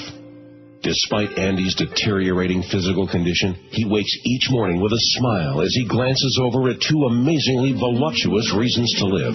We'd like to give this gift of hope to other terminally ill patients, and we need your help. We're CANS, Companions Aiding the Needs of the Sick, and we're looking for single women who look sexy in a surgical mask to spend quality time with patients in need. You'll feel so good, you'll want to bounce up and down. CANS. They make a man's life worth living. I'll take your word for it. 14 till noon at 560 WQM. We got 887 on the full. We're struggling a little bit today, but then again, see, it's not like ordinary when there's people in town. You know what I mean by that? No, what do you mean? I mean, if the kids are out of school and it's the middle of the dog days and there's about, we're talking about a third of a deck. Don't you think? So you're not holding a full deck, is that what you're saying? Getting back to this article, show me an atheist that says, I'll show you somebody not effing with other people. This is all the commandments we need. Do not eff with other people. Which means don't kill them, don't rape them, don't steal from them, don't beat them, don't humiliate them, don't cheat on them, don't belittle them, and so on. Don't eff with other people. What? D&H, right? Right. My one commandment covers a lot more useful territory than the 10 spooky ones Moses dragged down from the side of a mountain thousands of years ago, or so the story goes, and I do mean story. Without any help from organized religion, I've developed a healthy and socially acceptable ethos. Am I some sort of a freak of nature? Do atheists commit crimes with a frequency disproportionate to the approximate number of atheists in the USA? No, we don't. That's in the USA. In fact, while a whopping 0.4% of us in 2001 admitted to being atheists, 0.5% say agnostic, and 13.2% own up to being non-religious, only 0.2% of the prison population identifies with the label atheist. Meanwhile, about 80% of the prison population happily and gleefully accept the label Christian. Lots of goyim in jail, baby. The U.S. population as of 2001 was 76.5% Christian, so it is safe to say atheists do not have a less effective moral compass than Christians. Atheists may have a better one, if anything. Not being inculcated with the benefits of believing in fairy tales leaves one's mind attuned to reality with all its beautiful, brutal truths. Morals come from actualizing the world, and how anyone can be expected to perform that little miracle with reams of ersatz miracles clogging up the works is beyond me. Religion is programming. There is no God gene, as some eclectic fools have hypothesized. Religion dwells in the shrinking frontier of human ignorance. Every time humans come up with a feasible answer to this or that, God recedes a little further into the darkness. What is left for God to lord over? Two things. One, how did all this baloney get here? And two, what happens when you die? Soon, once there's an acceptable model for the creation, the list will dwindle to just one element, death, the undiscovered country. And it's my hope that one day people will come to grips with this as it is without the fancy window dressing of heaven or paradise or Elysium or 72 virgins. What the hell is Elysium? I never heard of that. Nobody knows? Have not heard of it. How do you spell it? Elysium. Let's go there for lunch. Remember, they never say what those 72 virgins look like. Wouldn't it be ironic if they all looked like Petunia Pig, Porky's Sting on the side, something to pass the time he and Bugs Bunny once again cross-dress and sashay up and down Hollywood and Vine? But I digress. Isn't it like section of the underworld? It's what? A section of the underworld. I see. Isn't life interesting and wondrous enough without injecting into our day-to-day routine the continuous presence of a supernatural watchdog who, as far as I can tell, doesn't give a flying F at the moon? What happens here on Earth? Yes, I think so. Amen, hallelujah, and pass the Tylenol. P.S. I haven't posted here of late because SmirkingChimp.com wouldn't let me access their site for a month. Why? I have no idea. At times, computers can get snitty. It's written by R.A. Roth, who's written Tales of the Black Earth and Tall Tales. How do you like that? So even the Smirking Chimp was giving this atheist some crap. Cut the crap at Smirking Chimp, you idiots. Maybe they just don't like him, you know? In fact, it sounds like he ripped all that stuff off from me, doesn't it? Yes. D&H.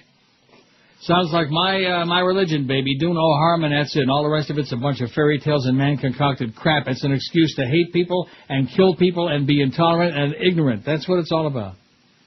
Brainwashing be good, baby. Brainwashing works. 897 on the poll. We're going to be over 900 by the time the little hand hits the big hand. By the time it gets to be noon. And let me just tell you, and I know when you're making the big bucks and they're paying you to do almost nothing, especially all summer long, people say, well, you're looking for sympathy, Neil. Yeah, 4 hours is a long time when you haven't been doing it for a long time. Then that would be like, having sex 8 times a day when you haven't had any for like 6 months. Yeah, that would be bad. Oh. Well, let's give it a shot. 897, here's the poll result. I'll read it like now and then maybe once again before the end of the show. I can't handle no more because the poll really sucks. In fact, if I was, if I had any brains, once we get to 1,000, I should change it. For George for tomorrow? No. Why not? What for? We've done that before. Are you starting to be Mr. Control Freak again on this show? I know you hate the bedtime stories. If it was up to you, I haven't said a word about the bedtime story. Oh, I think we've had some pretty good stuff today. Some good crap. If you ask me, I haven't read it all that well because I'm off my feed. By Thursday, I'll have my voice back. After that Amsterdam crud, 898. That's really great. I believe that my dead relatives no longer exist at all except as dust and bones, 377. This could be one of the 5 worst polls I've ever put up there. And not that I'm, I don't want to sound ungrateful to whoever took the time to write this up and send it in at wherever the hell it was. I don't know where this is even from. It's from somebody who sent us some other ones every now and then. And this, unfortunately, is not one of their better efforts. It blows. It sucks. No longer exist at all except as dust and bones, 377, from ashes to ashes and dust to dust and yada, yada, yada, and all that crap. You're born, you live, and you die. Period. That's it. Step on an ant, okay? Do you think the ant is going to hell or heaven? Purgatory? You think the ant is going to be singing, I ain't got no body, somewhere up in ant heaven? Come on now. It's dead. They're in heaven having a great time, 139.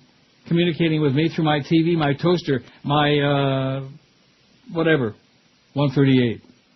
Are floating around somewhere in the universe, 110. Are like ghosts hovering around watching what I'm doing, 66. Are probably all gathered around, talking or laughing about me, 39.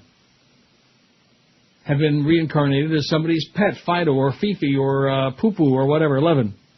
I think I know what that poo-poo platter's all about, by the way. Uh-oh. And I'll pass. They're probably wishing I'd go see a medium so they can contact me from the other side, 9. They're in purgatory having a wonderful whatever time, 5. We don't know what they do in purgatory. Maybe they do the limbo rock, you think? And they're in hell having a hot time, 4.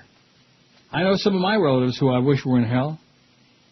And some other acquaintances who, if they're not there yet. 904, holy Moses, Ratman.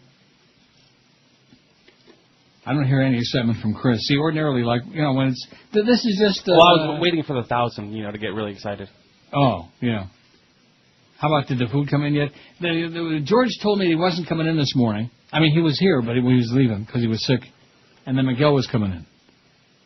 So about 9-something, 9:20 or whatever, I said to Chris, I said, where's Miguel? Is he here yet? He said, he just text messaged me, gave me an order for the food. Got my sandwich. Good. See, that's what working on this show is all about. It's really a tough assignment. All you do is eat for free. That's it. That's what working on this show is about. For well, you if guys. not, otherwise I wouldn't be able to eat until after 2. Yeah. And that'd be starving. Poor baby. Yeah. You're not getting porky now, are you? You're not porking up? Never. Don't be fat. Take a look at Chris there, okay? A tear will roll down That's my your inspiration cheek. every day. Take a look. Oh, I thought maybe the humper might be inspiration. Or Fat Joe Bell. That was funny. You know what they say about Joe? That must have been really amazing, you know? Yeah, we always miss the fun stuff here. Have you ever had that experience where you were really talking crap about somebody and then you turn around and they were like standing right behind you? Huh? Has it happened? I don't know. What kind of an answer was that? That was like, have you ever pooped your pants? And it took me half an hour to squeeze that out of you. 906 votes on our legendary poll, man. Oh, look at this. After a glowing Ted intro, Kennedy sings in Spanish on radio. the senator broke into a song celebrating the Mexican state that's home to the city of Guadalajara.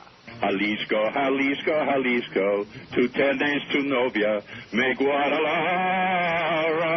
And with that performance... Wow. Hey, Ted, have another pop. Holy moly, did you hear that? Woo! Always liked that, Teddy, a lot, until this morning. 11:56 for... Oh, look at... There's John Ashcroft again. He's doing that... That old Beach Boys song, Bomberan. Bomb, bomb, bomb. Wow. Isn't it pathetic? People are dying like crazy, man, like cattle. People are coming back in body bags or coming back missing limbs and eyes and crap. And we got our politicians are singing stupid songs. Well, that's America for you, man. And how's Paris doing, by the way? She feeling okay? I hope that she's comfortable now. Home all comfy and stuff. This is Brady Quinn. Whenever I shave my balls, I listen to the Neil Rogers 12 to 1 hour.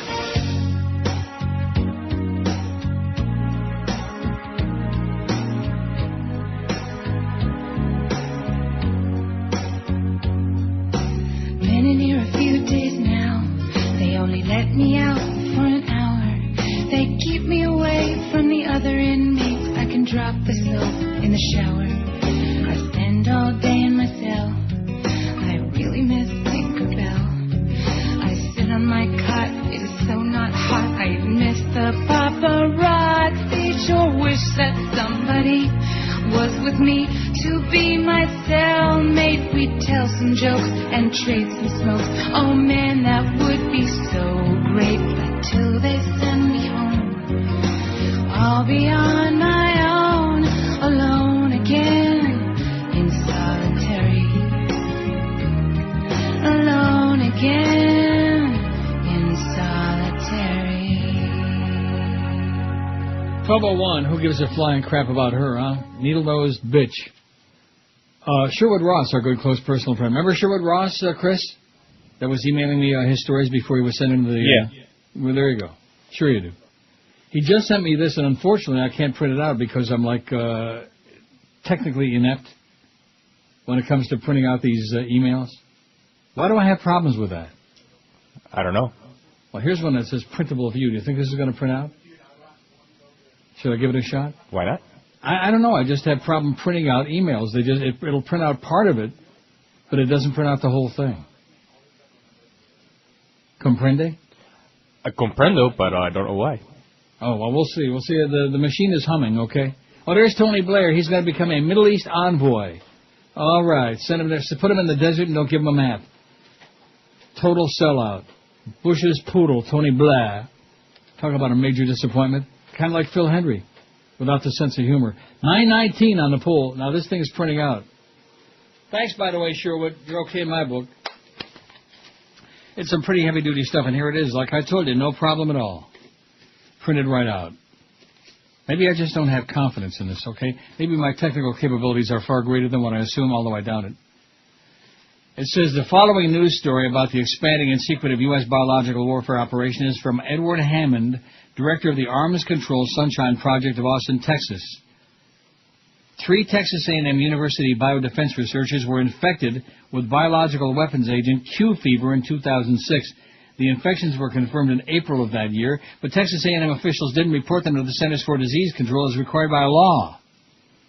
Instead, Texas A&M officials covered the infections up until now, illegally failing to disclose them despite Freedom of Information requests dating back to October of last year.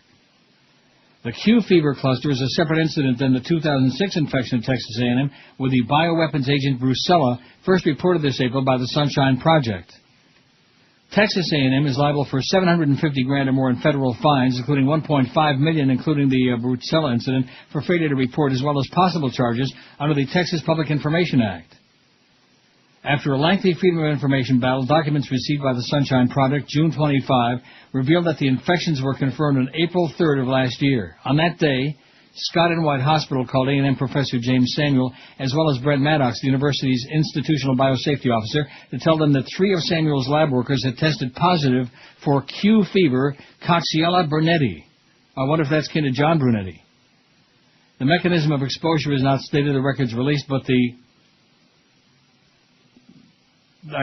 Samuel something conducts aerosol challenges of pigs and other studies with the Q fever bacteria. See, there's a part of it missing. What did I just tell you about printing these damn things out? And you said, oh, no problem. Shouldn't be no problem. Is that what you said? That's what I said. It is apparent that Brucella was only the beginning of Texas A&M's problem, said Sunshine Project Director Edward Hammond. A&M's infection of its staff and students with bioweapons agents and its serial violations of the secret agent rule demand law enforcement. If the U.S. government fails to severely sanction Texas A&M, then the select agent rule might as well be tossed in the trash can. Adds Hammond, unpunished, Texas A&M's impunity reduces Bioterrorism Act to mere half-hearted suggestion rather than a law of the land. Congress surely did not intend biology professors to consider law to prevent bioterrorism optional. What prompted the infected individuals to visit the hospital is not stated in the documents received by the Sunshine Project, yet 3 individuals from the same visited the hospital at the same time and had the same test for a very unusual pathogen performed. Circumstances strongly suggest a lab accident that led the researchers to suspect correctly that they had become infected. According to the A&M records, upon learning of the infections, the main action of the biosafety officer was to report the accident to the co-chairs of the Texas A&M Institutional Biosafety Committee, who include Thomas Ficht, the professor responsible for the researcher who contracted Brucella in February 2006. But no mention of a Q fever incident appears in Texas's A&M's Biosafety Committee meeting minutes. And more cover-up, you know. We're probably all going to die from some horrible thing unleashed because of all these bioweapons things that are going on. Because the U.S. has become the world's #1 evildoer. Make no mistake about it. How about a drink, Tony? There's Tony Blair. Yes. He likes the evildoers. Perhaps to welcome the He's probably been California drinking too much. 923 votes on our award-winning poll. Do you think we can make the 1,000 this hour? Yes. And then you can get all your excitement out of the way 1 o'clock, and I can go take a nap? No. At 1? You're not allowed. I beg your pardon? You're not allowed. Hey, I'm overworked, man. Overworked, yeah. Stressed out.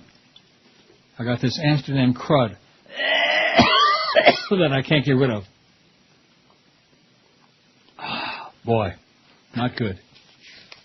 Speaking of not good, how about that wrestling crap, huh? Sorry, Brandon. Sorry. In its ongoing attempt to constantly outdo itself, the World Wrestling Entertainment Organization recently staged the death of its chairman in an apparent limo explosion. Last night, the largest wrestling organization in the world grappled with the real-life murder mystery. What led to the apparent murder-suicide of superstar wrestler Chris Benoit, his wife and child inside their expensive Fayetteville, Georgia home. Officials haven't disclosed how the family died, other than to say the deaths did not involve a gun. The details, when they come out, said Fayette County DA Scott Ballard, are going to prove a little bizarre. Huh. Nothing bizarre about pro wrestling, is there? No.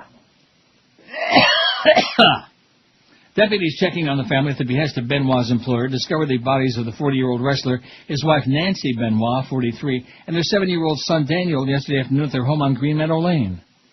Benoit, a native of Canada, in other words, a frog, maintained. I see you people out there that can't differentiate between Anglo-Canadians and frog Canadians. Well, heaven help us. Benoit, a frog Canada native, maintained a residence in Metro Atlanta from the time he wrestled for the now-defunct Ted Turner-owned World Championship Wrestling Organization. Most recently, Benoit performed as part of WWE. He was scheduled to appear in a pay-per-view title match Sunday night, but was a no-show because of a family emergency, the WWE said during the broadcast. His Employers apparently word asked deputies to check in on the family, leading to the discovery, said Sheriff's Lieutenant Tommy Pope. Murders are rare in Fayette County, especially so in areas like Green Meadow Lane, a rural stretch of the county where multi-acre mansion-style homes dot the landscape. In 2006, the Sheriff's Office didn't investigate a single murder there. Fans tried to cope with the news last night as the blogosphere erupted in reader disbelief. Oh my God, they were saying. Fans tried to cope with the news. Can you believe it? Aren't you like shell-shocked? We're beside ourselves. Over Chris Benoit. Obviously, all sorts of speculation is running rampant, but I've talked to so many people and nobody really knows, said Brian Alvarez, who runs Figure 4 Weekly, a wrestling newsletter and website from Linwood, Washington. Benoit began his career in Calgary more than 20 years ago. He wrestled in Japan before moving back to North America. While working in Atlanta with the WCW, he met his wife Nancy, who managed several wrestlers and went by the stage name Woman. That was her name? Woman. Who did that song? Woman. Who did that? Google it. Come on. At the time, her then-husband drew up a script that had the couple involved in a relationship as part of an ongoing storyline. Soon after, the two became romantically involved in real life and married. Benoit's got 2 other children from a prior relationship. He joined the WWE in 2000 and 4 years later won its World Heavyweight Championship. The family had moved into the Fayetteville. Have you got it? Who did the Woman? Chris? The computer's real slow. The family had moved into the Fayetteville neighborhood last summer, said neighbor Elena Jones. None of the neighbors recalled seeing police at the house before. Last night, about a half a dozen were in the circular driveway. Deputies asked, that's chopped off. A car full of youngsters who stopped to gawk at the scene were pulled out by deputies, frisked and sent on their way. Who did Woman? Woman? How does it go? What? How does it go? It was on Capitol Records. Was it Peter and Gordon? Well, why can't you find it? I'll tell you what. Ask a child to do a man's job. I'll find it. I'll find it in my Billboard book without even Googling. How do you like that? When you can find something without even Googling, then you know you got a book. Woman. I'm sure it's Peter and Gordon, I think. Let's see. Wondering. Wonderful. A Woman in Love. Peter and Gordon. Woman. Peter yes. and Gordon. John Lennon also did that song. He stole it. No wonder he got shot. Peter and Gordon, 1466. 14 weeks on the chart. No, it got to number 14. Woman, do you love me? Woman, if you need me, then believe me, I need you to be my woman. Woman. Are you on drugs or what? What are you talking about? I'm reading the lyrics that it has I don't here. want the lyrics. I just want to know who the hell sang the freaking song, you bozo. Just making sure that was the right song. Jesus, Chris. You fairy. Peter and Gordon. That's the one I was talking about. Capitol Records. I've never even heard of it. Wasn't by Wolf Mother? The Monday night broadcast of WWE's Raw on the USA Network was supposed to have been a whodunit into the so-called death of Chairman Vince McMahon, whose limousine burst into a fire explosion moments after he stepped into it after a bout in Wilkes-Barre, Pennsylvania, 2 weeks ago in another staged stunt. The organization scrapped the storyline following Benoit's death and instead televised a 3-hour retrospective on on Benoit's career. And unlike the 2-page hyperbole-filled news release it sent out after its chairman's so-called death, the statement announcing Benoit's real-life passing was curt and matter-of-fact. Chris Benoit and his family were found dead in their home. There were no further details, period, yada, yada, yada. Anybody care? Anybody with an IQ larger than their thumbnail care? And the answer, of course, is... No. Yeah, they do if they care about Paris. That's true. I hated Paris, by the way. One of your boyfriends watches wrestling. The city, I beg your pardon? One of your boyfriends watches wrestling. Well, now, why do you say boyfriends? Why do you keep coming up with crap like that? Is he a friend? Brandon is a friend. He's an Is he a boy? And is he a boy? No, he's not a boy. He's 23 years old. Does that make him a boy? 24 years old. If he's watching wrestling, he's a boy. How about the old ladies that watch wrestling? Are they boys too?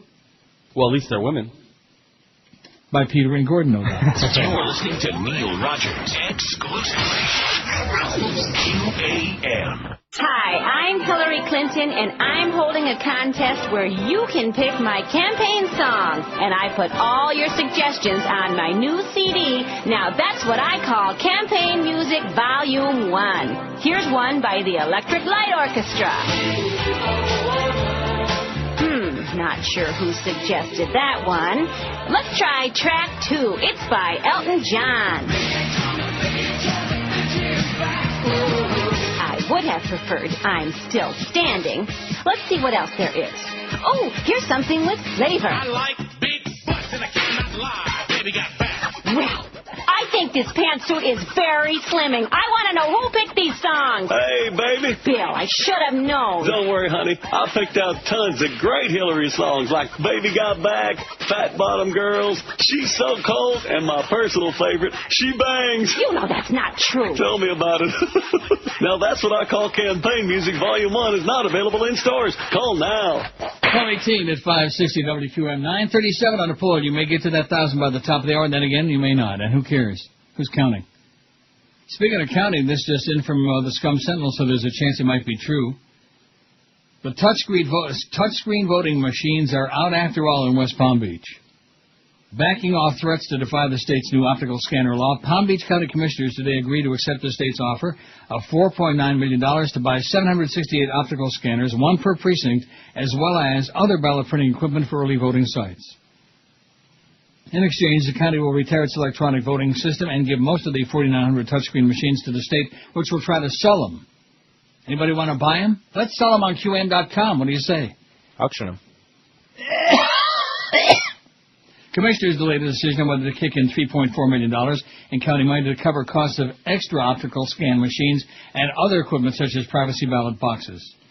Election Supervisor Arthur Anderson shaved his request significantly, down from $5.9 million from last week, but commissioners still weren't convinced. After closely questioning Anderson on his request, commissioners said they want a demonstration of the new paper ballot system before committing more money. He's shaving it. And the budget, too. 937. Oh, speaking of that, and this is so typical. Even free sirloin steaks for all would be like, people would turn up their noses, you know, in South Florida. It's like, I don't know. Well, they're free. That might do it. Free spending tourists, fun-seeking senior citizens. I guess they're talking about shuffleboard and mahjong. You're sounding worse, by the way, I think. I am, and that's because I'm straining my voice because I'm talking. See, if you would do the last hour and 40 minutes, then by Thursday I'd be just like brand new. Am I sounding raspy? Is that what you're saying? You sound raspy. Yeah, clear your throat. You want to do the rest of the show? No. I'll let Chris. Come on. You could do it in Espanol. Yeah, but 8 months after, listen to me. Free spending tourists, fun-seeking senior citizens in South Florida's large population base had gambling industry analysts forecasting that Vegas-style slot machines would be an instant hit at Broward County racetracks. But 8 months after the first slots started ringing, these same analysts say they were wrong. Business at Broward's fledgling racetrack casinos has been lackluster, falling well short of Wall Street's expectations, according to gaming industry experts. The Seminole Tribe of Florida continues to dominate South Florida's gambling market, while the racetrack casinos wrestle with the state's slots tax rate, industry analysts said. Half of every slots dollar goes to Florida's public schools, which had received $44.4 million as of June 10. The state projected in February that the three racetrack casinos would generate $177.2 million for schools during the 2007-8 fiscal year. That is what? I'm going to be doing that the whole rest of the show. Cool. It's a hraki, as they say in China. A hraki, like that. That estimate was based on each slot machine at the three pari-mutuels, generating an average of $219 a day. So far, only one of the three casinos has hit that benchmark. Especially startling is the weak performance of Gulfstream Park Racing and Casino in Hallandale Beach, the first of the casinos to open, analysts said. Gulfstream, man, where the average age is death. Each of Gulfstream Park's 1,221 slots generated an average of $70 in revenue per day for May. $70 in revenue per day for May, according to the State Division of Pari-Mutuel Wagering. In comparison, the April average for slots along the East Coast was $262 a day, according to Joe Weinert, editor of Gaming Industry Observer, an industry newsletter that puts out a monthly report on East Coast slots. Gulfstream's number is really anemic, he said. I really didn't think it was possible for a casino in such an attractive area like Broward County. When you get down to $100 a day per machine, you are profitably challenged. It's kind of like Joel across the street. Ratings challenged. Listening audience challenged. Profits challenged. All of these things for you, Joel. You loser, you idiot, you... You fairy. Gulfstream Park officials declined to comment on recent revenue numbers, but have acknowledged in the past that they were slow in marketing the casino. Right.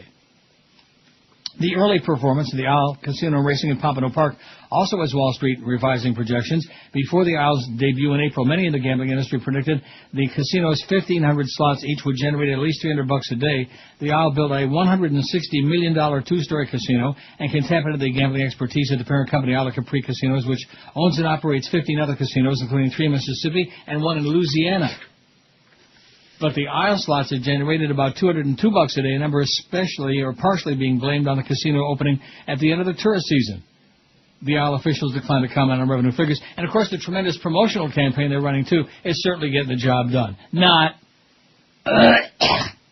And Broward's third racetrack casino, Mardi Gras Racetrack and Gaming Center, formerly Hollywood Greyhound Track, has fared the best overall, with its slots generating an average of $222 a day since its late December opening. But Mardi Gras numbers have been falling since February.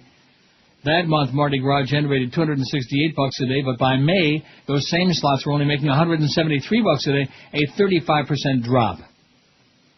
Dan Atkins, chief gaming executive at Mardi Gras, said the pari-mutuels are struggling to establish themselves as the Seminoles have been marketing us to death, he said. Amen. They sure have. Every time I run a promotion, the Seminoles run 3, he said. If I run 2 TV spots, they run 20. If I buy a billboard, they buy 6. Gaming analyst Dennis Forrest, a managing director at KeyBank Capital Markets, said the Seminoles have demonstrated the power of their casino's brand. I mean, who wouldn't want to go to the Seminoles and play those make-believe slot machines, right? They're fun. What are you talking about? The make-believe machines at the Seminoles where you have to play bingo and you don't even know if you won or lost? You have no idea how it even goes. But it's What cool does when the coins go up. When the credits go up. What are you talking about? At the Seminoles. I don't think anyone, including myself, could appreciate the strength of the Seminole name in that market, both Hard Rock and Coconut Creek, he said. While the Seminoles don't make their financial records publicly available, analysts say they think the tribe's machines could each be generating as $500 a day. Speaking of which, there was a Mardi Gras commercial just on. Well, it's about time. That's with bingo-style slot machines, which typically are viewed as less lucrative for casinos than the traditional-style Vegas machines found in the racetrack casinos. Real slot machines, as found in the pari-mutuels. Real slot machines, baby. The Seminoles' market position is further solidified because the tribe has got no gaming agreement with the state, doesn't have to pay taxes on gambling revenue, analysts said, leaving the tribe with more money for marketing and advertising. In contrast, the racetrack casinos keep less than 40 cents of every slots dollar after the state, the county, cities, and horse dog owners take their cuts. Seminole Gaming CEO James Allen acknowledged in a May 2006 meeting with federal and state officials that the tax rate on racetrack slots gave the tribe a clear advantage. The state did us a favor by the high tax rate that is imposed on them, so there's not a lot of dollars and cents left over for them to get into a marketing war with us, said Allen, according to a transcript of the meeting. Ooh, look at that purple. Nice. The Seminole Hard Rock Hotel Casino near Hollywood, with its 500-room hotel and entertainment shopping district, has become a destination spot less vulnerable to seasonal fluctuations, said Deutsche Bank gaming analyst Elizabeth McNellis.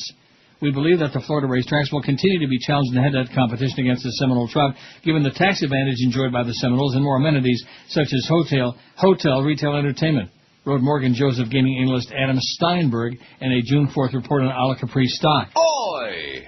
Several slots players in the Sun Sentinel interviewed at the Gulfstream Park Casino's November opening said they're now back gambling at the Hard Rock. The Hard Rock has lots more to offer. The shopping area, all those restaurants, said Doris Keefe, 68 of Davie. It's similar to Vegas. Only in Vegas, Doris, they got real machines, honey, not ersatz, not bingo. The Broward racetrack casinos must develop their property so they offer more than gambling, analysts said. The first phase of the Villas at Gulfstream Park, a 60-acre complex of stores, condos, hotel, and movie theaters, is expected to be completed by October of next year. The Isle Casino and Mardi Gras talked about building similar developments. Atkins said he hopes recent legislation that allows ATM machines at the racetrack casinos as well as extended hours will provide a boost, but he said the key to the pari-mutuel success will be the legislature lowering the tax rate so more money can be sunk into capital improvements and advertising.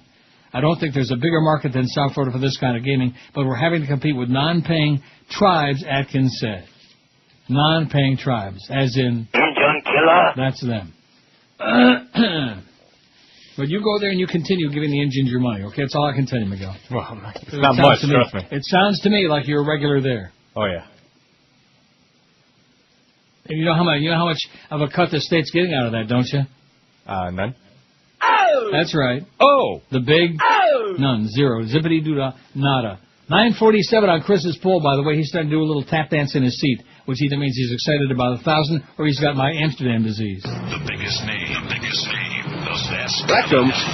That's the one. Your official home for Miami Dolphins football. Jason Taylor bats the ball away. He scoops it up, dashes into the end zone. Sports Radio 560 QAM. Take it, baby. The hottest theme park in Florida is ripped from the pages of the world's hottest publication, Maxim World. Let's go to Fantasyland and ride the Stripper Mountain Polar Coaster. But dude, we gotta get to the water park before the t-shirts dry out. The magical world of Maxim Magazine busts out of our pages and into our very own theme park. Should we ride the double D cups or see Honey, I Shrunk the G-String? Book your trip now and beat the long line, the same way Maxim helps you beat something else. Let's go ride It's a Small World before implants. Oh, that's lame. Let's check out the Completely Bare Jamboree. Where else can you have so much fun for just a few $1 bills?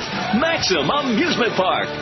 12:32. If you're going to Amsterdam, let me suggest bring your own oxygen, okay? Breathe it real, heavily. Inhale. Bad air, man. Clammy and crappy. I might have to be sick on Thursday, Well, you always got to plan ahead. Isn't that what they tell you in life? Plan ahead. Come on, it's only 90 George was minutes. planning ahead for tomorrow. He says, what if I'm not there tomorrow? Who's going to do the show? I said, I don't know. And Miguel says, he'll handle it. We can do it. Okay. What do you think, Chris? You guys could handle it? Get Cordis in there, too? Where the hell would Josh sit? At the guest mic? There's 3 mics. Oh, yeah, that's right. It's where Sud sits. Mm-hmm. See, I haven't been in there so long. I got a guest mic here, too. The only problem is there's no room for the guest. It's by the window. So if the guest wants to sit his ass out on my patio or something like that, that would work real well. Well, if it's a nice day. It's a beautiful day. In fact, what were you telling me the temperature was going to be here today? It's hotter than hell. You were telling me it was going to be 81 here today? Well, that's what I was saying on the... Well, it's already 32 Celsius, which last time I checked is about, getting close to 90. It's going to be 35 today, in the 90s. Hot. Super hot, baby. Sweltering. Detectives have arrested a 15-year-old they say was responsible for the murder of 2 men at a graduation party at the Polish-American Hall earlier this month. LeBron Brown Jr. has been charged with 2 counts of second-degree murder. More charges may be added. LeBron. Police say he and 3 others were trying to rob a man who was counting money inside the banquet hall June 17th. When that didn't work, police say, Brown tried to steal the man's gold chain. They were determined to get something from him, said Miami Homicide Lieutenant John Burmaster. Samuel Brown, 16, stepped in to help the robbery victim, and he was shot to death, police said. It was nothing more than somebody was coming to the aid of the victim, and like so many times, the robbers got nothing, Burmaster said. With bandanas over their faces, Brown then sprayed the hall with gunfire, also killing Michael Branshaw, 20, and wounding 4 others, police said.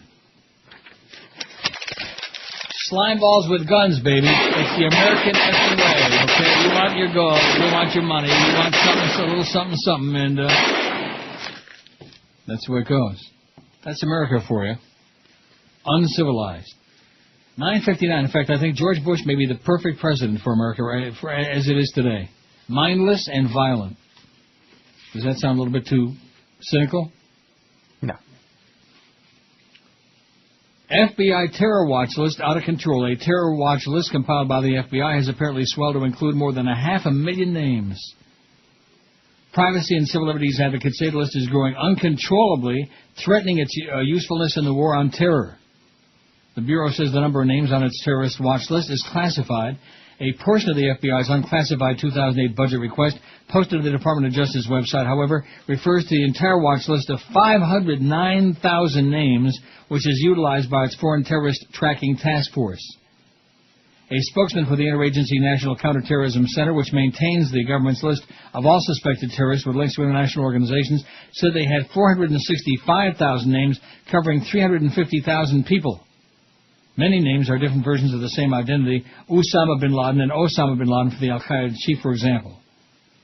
In addition to the list, the FBI keeps its own list of U.S. persons who are believed to be domestic terrorists, abortion clinic bombers, for example, or firebombing environmental extremists who have no known tie to any international terrorist group.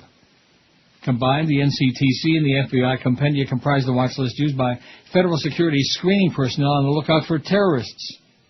Look under a rock, kids. There's probably a terrorist hiding under there. Or the boogeyman, or both. While the NCTC has made no secret of its terrorist tally, the FBI has consistently declined to tell the public how many names are on its list.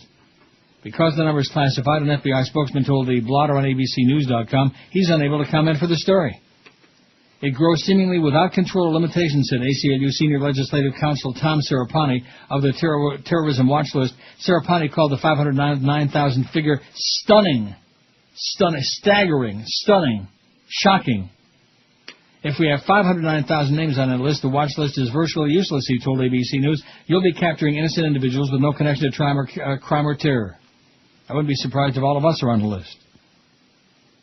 U.S. lawmakers and their spouses have been detained because their names were on the watch list. Reporters have reviewed versions of the list found included names of former Iraqi dictator Saddam Hussein at a time when he was alive but still in custody in Iraq, imprisoned al-Qaeda plotter Zacarias Moussaoui, and 14 of the 19 September 11 hijackers, all of whom allegedly died in the attacks. There's a reason the FBI has a 10 most wanted list, right? We need to focus the government's efforts on the greatest threats. When the watch list grows to this level, it's useless as an anti-terror tool, Serapani be saying. How about if we just had 80 million names on the list? How's that sound? Bound to be a few terrorists in that list. 962 on the poll. You know what I think I need to take is like an expectorant. You know what I mean? To get the phlegm out of my throat. Okay. Are you nodded off into a coma or what? No. We're, You're what? We're going to put your ass on that watch list if you don't cut the crap. Probably on it already. Who knows? 963 in the poll. You need 37 votes. You're not going to get it by 1 o'clock, by the way. Chris, I hate to break the bad news to you. I don't want to be the bearer of bad tidings. Not going to happen by uno. I bet we'll do it. What?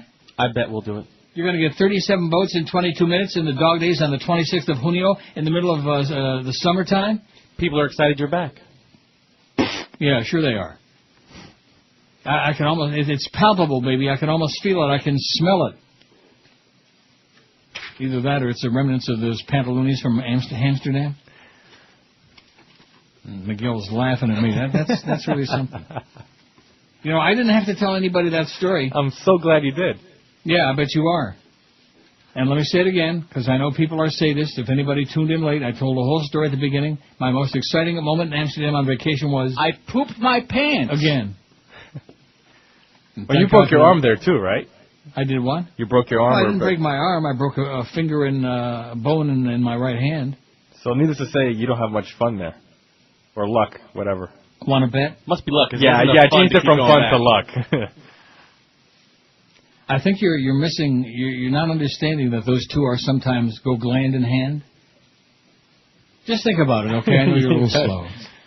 21 till 1 at 560 WQM. We got the Mad Dog coming up at 2 o'clock. Our usual, like a regular schedule today, almost. And we got the Marlin game at 6:30. Any interest, Marlins and the Pirates? No. The Buccos? No. Right now, time to talk about the main man, Anthony Caliendo. Listen closely. I think this is the wrong copy, by the way. Whose account is that now? Which one? Anthony Caliendo. Anthony Caliendo. No idea. Oh, Hank Guerrero. He's as useless as breast on a ballpoint pen. That's Hank Guerrero. He is totally useless.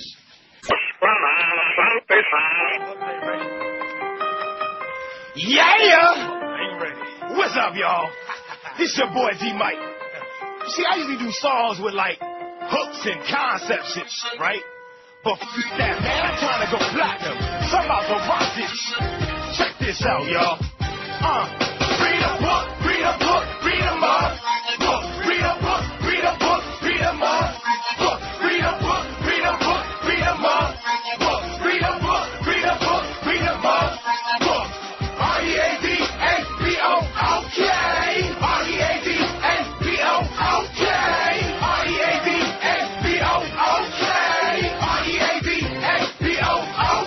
Not a sports page, not a magazine, but a book.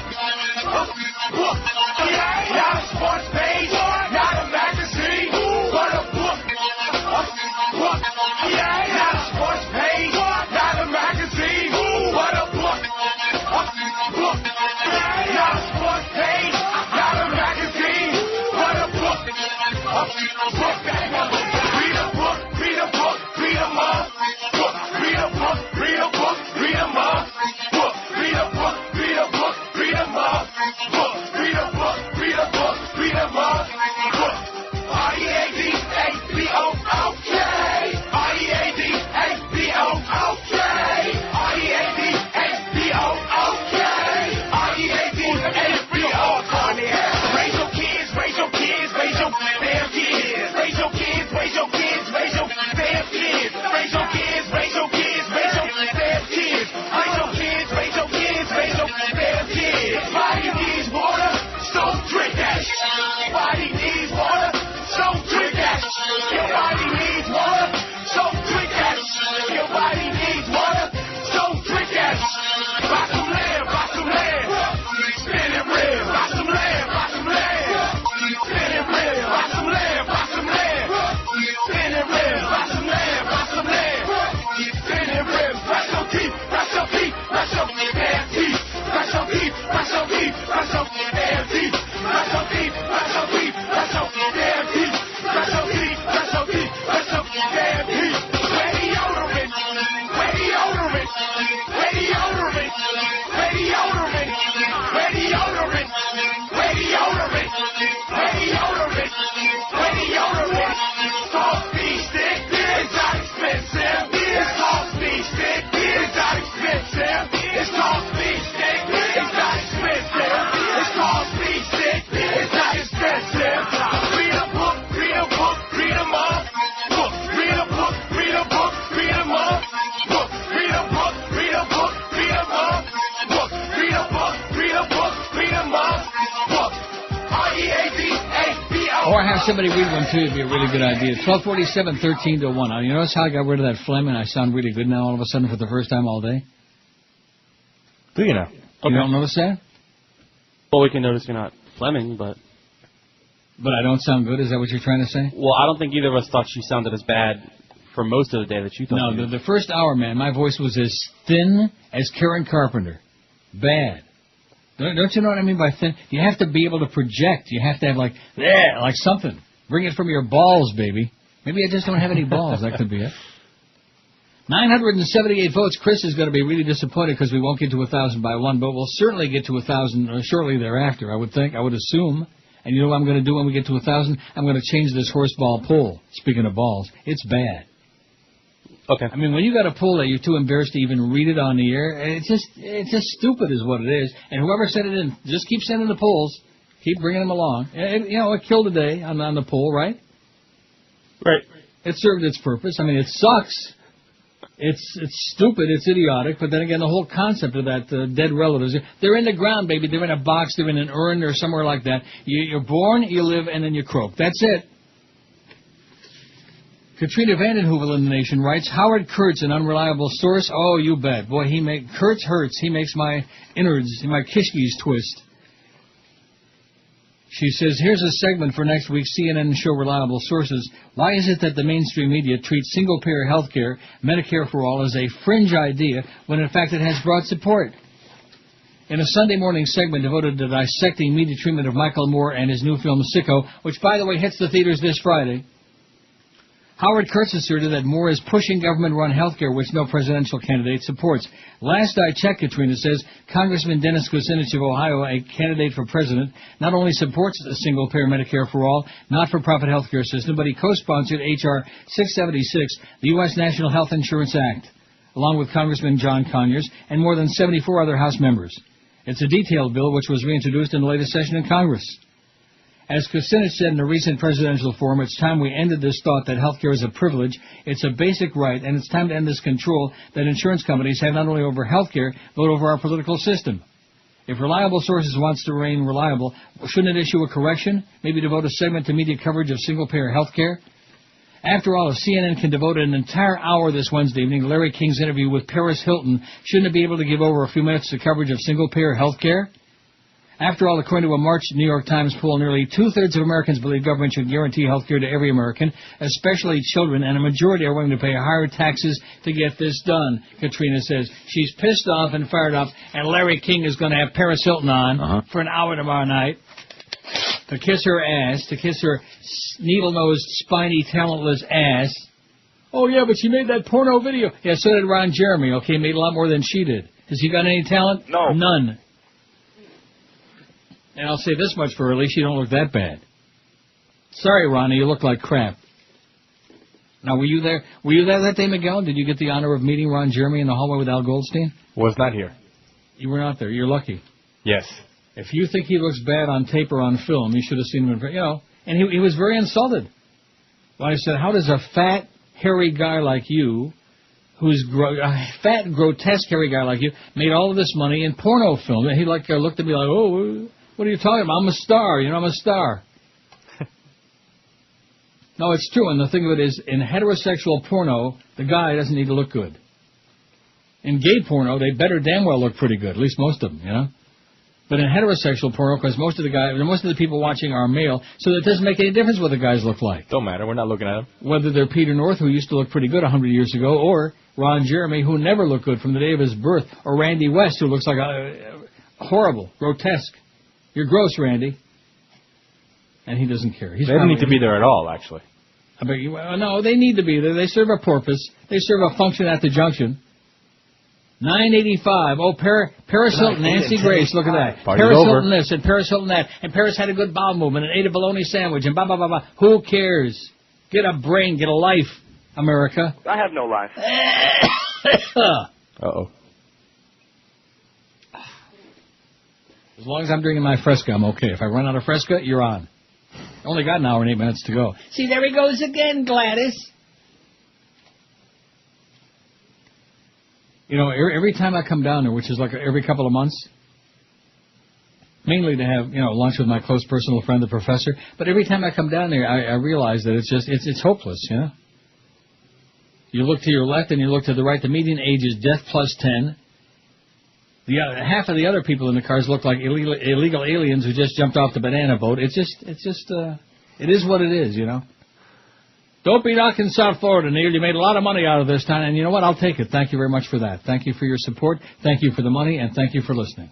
And don't expect to see me anytime soon. What? I said, and see you later. Oh, and by the way, now, who did I used to give the Dolphin season tickets to? Was that you? No, I wish. That was, Cordes. Cordes took him, and Joey before that. Who? Joey C. Used to take him for a while, I think. Oh, that's right. I forgot all about him. Joe Costello. You could mention his last name on the air. It's not. Well, I'm sorry. I call him Joey C. Do you Costello, really? Yeah. Yeah, that's right. He used to get him. What the hell did he ever do for me? None. He just sat there with Chris's. He's all right. He's all right. He just don't call here anymore, Joey C. Okay, don't call and bug me no more. He used to call every now and then. Oh, you need to be on XM. You need to. You know what? I'm doing just fine. Okay, I'm squeezing a few shekels out of these people. I'm scraping by just fine. I got my new Mexican young boyfriend living in here with me. Everything is great. And Miguel's going to come up here to interpret. I don't think he speaks Mexican. No. Listen. I'm not an expert, so I can't tell who speaks better Spanish, because all you people hate each other like poison. It's like the Jews, the Orthodox and the Conservative and the Reform and this and that, all hate each other, and just like the Christians, the Catholics and the Protestants. Oh, look at this, Tom Cruise banned from filming in Germany. Mr. said no, because of the actor's association with the Church of Scientology. Good, nice going, I told you, I love Germany, baby, Deutschland über alles. They banned Tom Cruise from acting in Germany. Nice going. And not because he's... Yay. They got a lot of fruitcakes in Germany, believe me. I've seen and done. I've done. Been there, I will be done. 988. I told you it wouldn't get to 1,000 by the top of the year. I'm pretty good. I'm an old hand at this, man. I've been doing this a long time. 988. And when you consider the fact, like I said, that anybody with a half a brain is they're in Europe, they're somewhere, Get us out of here. They're somewhere. What? Get us out of here. You ought to go into Jolly Joe's office right now and jump up and down on his desk, say, I want to raise so I can afford to, take my whole family to, to Mexico or somewhere, to Juarez. Yeah, that's right, go to Mexico. Yeah. I've never been to Mexico, and I'm not going anytime soon. Well, you're not into the beaches, right? Is that the big... Cancun, I am told, is a dump, is a toilet. Never been. Not true. It's not true? You've been there? I've been to Cancun and Cozumel 2 times on cruises. Oh, no, not Cancun. Maybe it was Cozumel. What about Cozumel? Is that a dump? They were both nice when I went there. Now, granted, it's been 15 years maybe, but... Yeah. Well, I had a report from one of my world-traveling friends here online, and he said that, I forget which one it was, either Cancun or Cozumel, was a toilet. Do not ever go there under any circumstances, is what he said. Now, one of them, you had to kind of take a bus ride from where you go into port. You had to take like a 30, 40-minute bus ride to get where like the nice beaches and reefs and everything are, so maybe that's what it is. But I just don't, it's been so long, I don't remember which was which. So let me ask you this, Miguel. Is there a difference between, I'm sure there must be, between the way Cubans and Mexicans speak at Apani? Oh, yeah. Yeah. And what's the difference? Accents, for one. Words. See, the one thing I'm having difficulty with is that my friend he's got like, 3 or 4 close Mexican friends here, and they all speak only Spanish. They don't speak, he speaks English, but they don't. So when they get on the phone, it's ba ba ba ba ba, and you know how that drives me up the wall? I'm not the only one that it drives up the wall. Well, a quick hint. Yeah. If you hear him say maricón, he's talking about you. I think he knows that word. And if he says bugaron, he's talking about Chris. Okay. 12:56 at 560 WQAM. Rectum, the 1 to 2 hour. It's a phenomenon. So, where's Davy Gravy Line?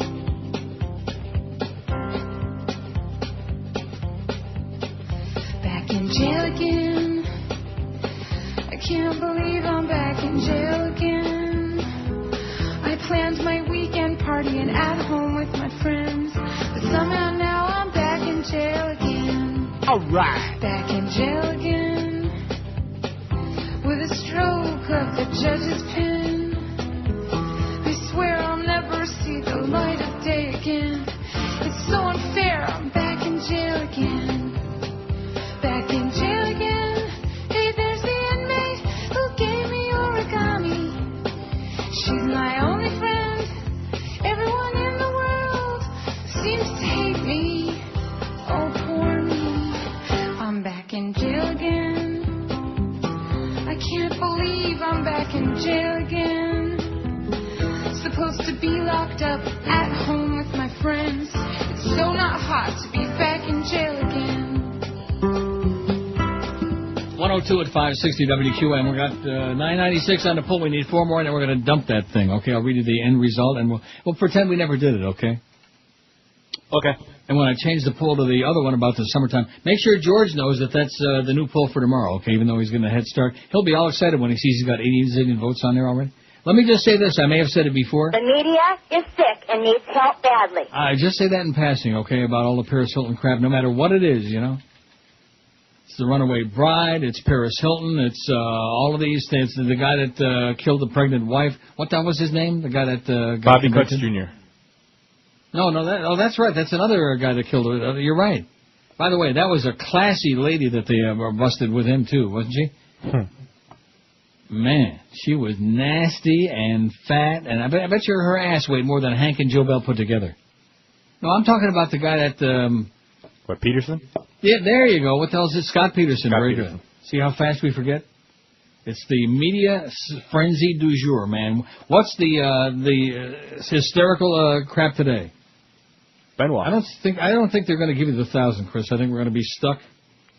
You say people don't care. Look at his... $9.99. We need one mo. Just one mo to put us over the top, and then I can get rid of this awful poll. Look at his front gate there. You said people don't care. Say what? Your frog friend. What are you talking about? Right on CNN. About the pro wrestler? Mm-hmm. Yes. What about him? Chris Benoit? People flocking around his gate there. There's nobody there. Just the reporter. There isn't anybody. Is that what they said, that there are people flocking around? Yeah, you didn't see all I that? think maybe that's what was going on inside that house. There were a lot of flocking around, and now they're all dead. I mean, what happened? It was like just something spontaneous? They just, they're dead. No gunplay involved. Oops, they're dead. Maybe they got a bad batch of grits. Or like I had in Amsterdam, a bad batch of Schmitz. Or a bad battle of Schlitz. I don't know. $9.99. They refuse to do it. And they know, you want to know why? Because they know that once we get to 1,000, not only will I change the poll, but I print this one out, and then I'll read the result. See that? It's still have you got $9.99? Yes. Or is that error message number 9? By the way, Chicken Neck, if you keep doing that, I'm stopping payment on the check, okay? That was the I think we're all getting a little bit tired of hearing that the chicken neck can't get paid. I'd come down there and put a pipe bomb in Joe Bell's desk or something like that. That would solve it in a hurry. Do something rash like that. In fact, if he won't do it, I bet you Hank will do it. So the humper was a little bit red in the puss, is what you're saying. Of course, he's always red in the face. How could you tell the difference when you're lugging around that much baggage, you know? Have you ever noticed that, Miguel, that really very fat people always are red in the face? And there's a thousand. There's a thousand. I can't get it yet. He's looking at Chris. I was trying to see Chris, but he's got his hat on.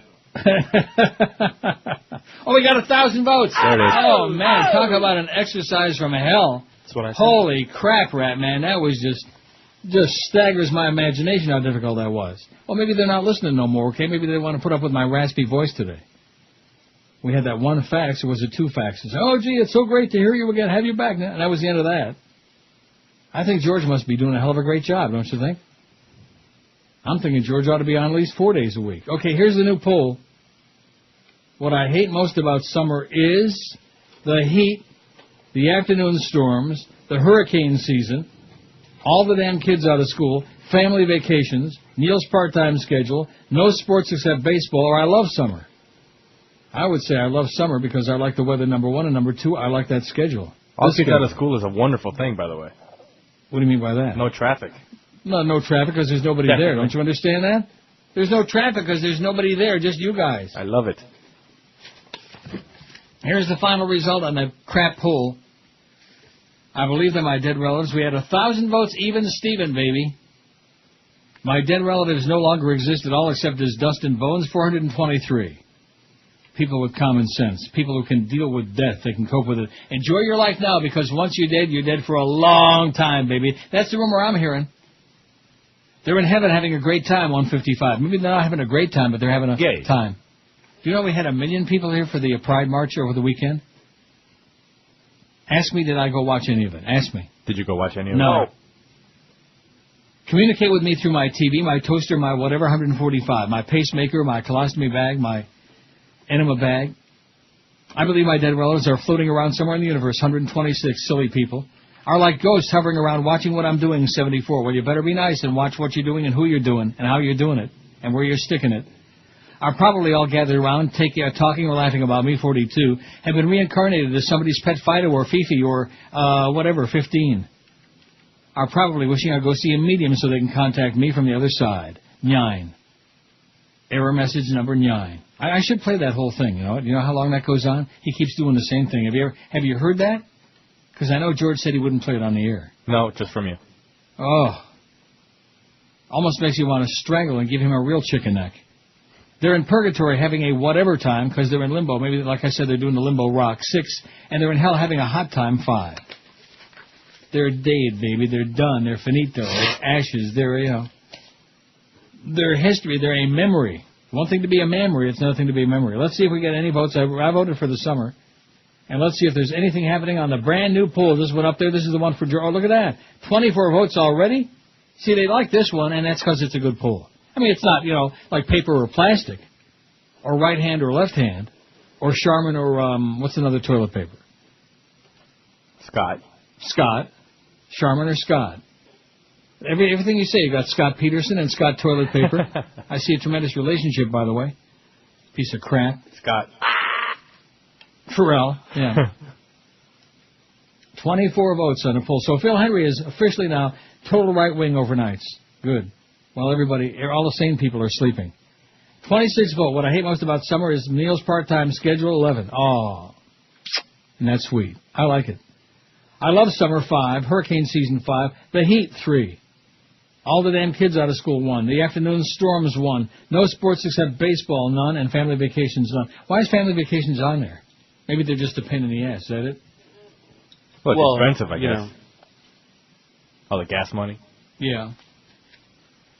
I guess it all depends on how the various members of the family get along, Doesn't have a great bearing on it. Jill Martin's leaving Channel 4. Do you know who that is? Yes. You do know who that is. Why is that? Is she hot? No. She's not Sorry, very, Jill. They said you're not even lukewarm, honey. But we know who she is. Oh. Well, because if you didn't know who she was, I wouldn't read the story. It's very short. And rightfully so, because I never heard of her. You know, another thing about every time I come down every couple of months, all the local channels, there's all these new faces, except for Dwight Lauderdale and Tony Cigaretto and a couple other silly people. I don't know who any of these people are. They change anchors like some people change their underwear, you know, every couple of weeks. Bizarre. Am I right? Not sort of. You know, Bo Camper's still there. Jim Barry's still there. Who? Barry. Got Jim Barry. Jim Barry. Jim Shapiro. Joe Rose is still there. Joe Rose. We love Joe. We love you, Joe. Jill Martin said yesterday she's leaving WFOR Channel 4 on July 31 to become a sports and entertainment reporter for MSG Network in New York. Best of luck, Jill, whoever you are. Yeah, have a nice day. Martin will co-host a sports entertainment program, MSGNY, at 10 p.m. weeknights, and do celebrity interviews at halftime of Knicks games. That's MSGN. Why? I think Martin she did that Panther stuff, too. She did what? In the arena. Well, what are you talking about? You know how during intermission and whatnot, there's somebody with a microphone in the stands? I thought Geldy did that. Well, before him. I think she did it. Yeah. Pretty well, I'm not going to start knocking Geldy because he's on all this week with Kenny, and that's got to be an improvement over Goofball, over Bo Camper. By the way, that was a hell of an apology he gave on air, Bo Camper. Not. And he's on vacation, so he'll come back and accuse me again. Oh, there goes Neil hiding behind a skirt in Toronto, ripping me. I'll rip you right to your face, you tall totem pole jackass. Coon my ass. Martin, 31, who grew up on Long Island, has been WFOR's number 3 sportscaster for 5 years. I've gone back and forth because of how happy I am here, she said. It just feels like an opportunity I shouldn't pass up, writes Barry Jackass. Not Jim Barry, Barry Jackass in the Herald this morning. Well, best of luck to you, Jill. Like I said, whoever the hell you are. Whatever you are. Whatever you hope to be. Sports Radio 560 QAM. Mr. Rogers. On DVD now, Lindsay Lohan stars in a Disney remake about a lovable car that guzzles more than gas. Herbie, completely loaded.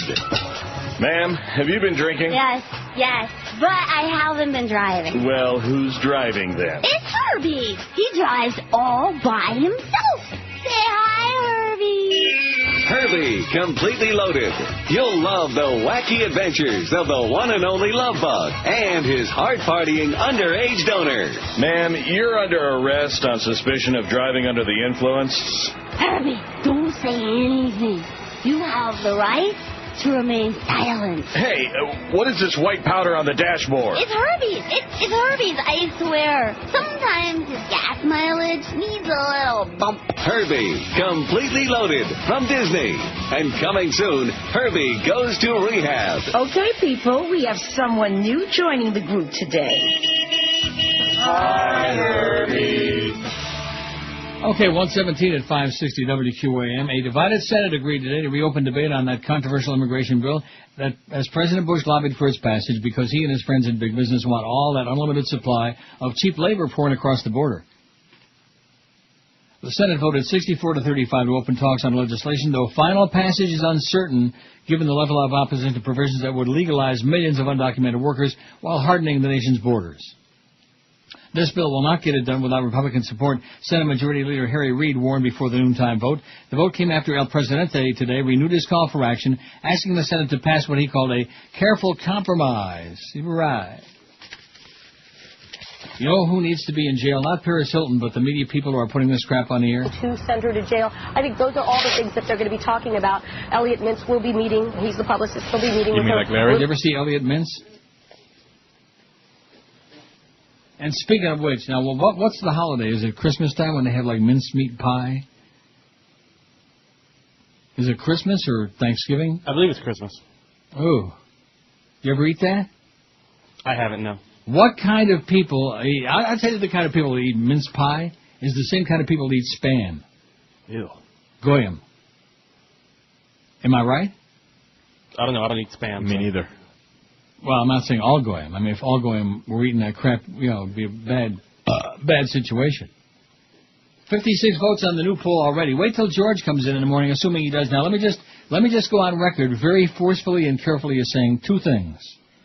Number one, if it rains on Thursday and that game gets Well, they wouldn't postpone it anyway, right? No, they would wait. start it, and then they would go into rain delay during the Well, game. but I mean, if it was pouring at game time, they would like just have a rain delay, and they would hope for the best. That's number one. No matter what happens, right here at 11:30. Although Clarence, in his inimitable fashion, he can't make a schedule out for love or money. He's got Neil Rogers 10 to 1:30 on 11:30 on Thursday. Watch yourself. 10 to 11:30, and then the game, Marlins on Deck pregame show 11:35. So what are we doing between 11:30 and 11:35? I got an idea what we could do for 5 minutes in there. Yeah. Let's just play, we can play anything else but that. Yeah. Huh?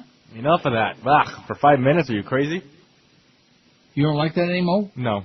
Not anymore. What about you, Chris? Are you tired of that? Yeah.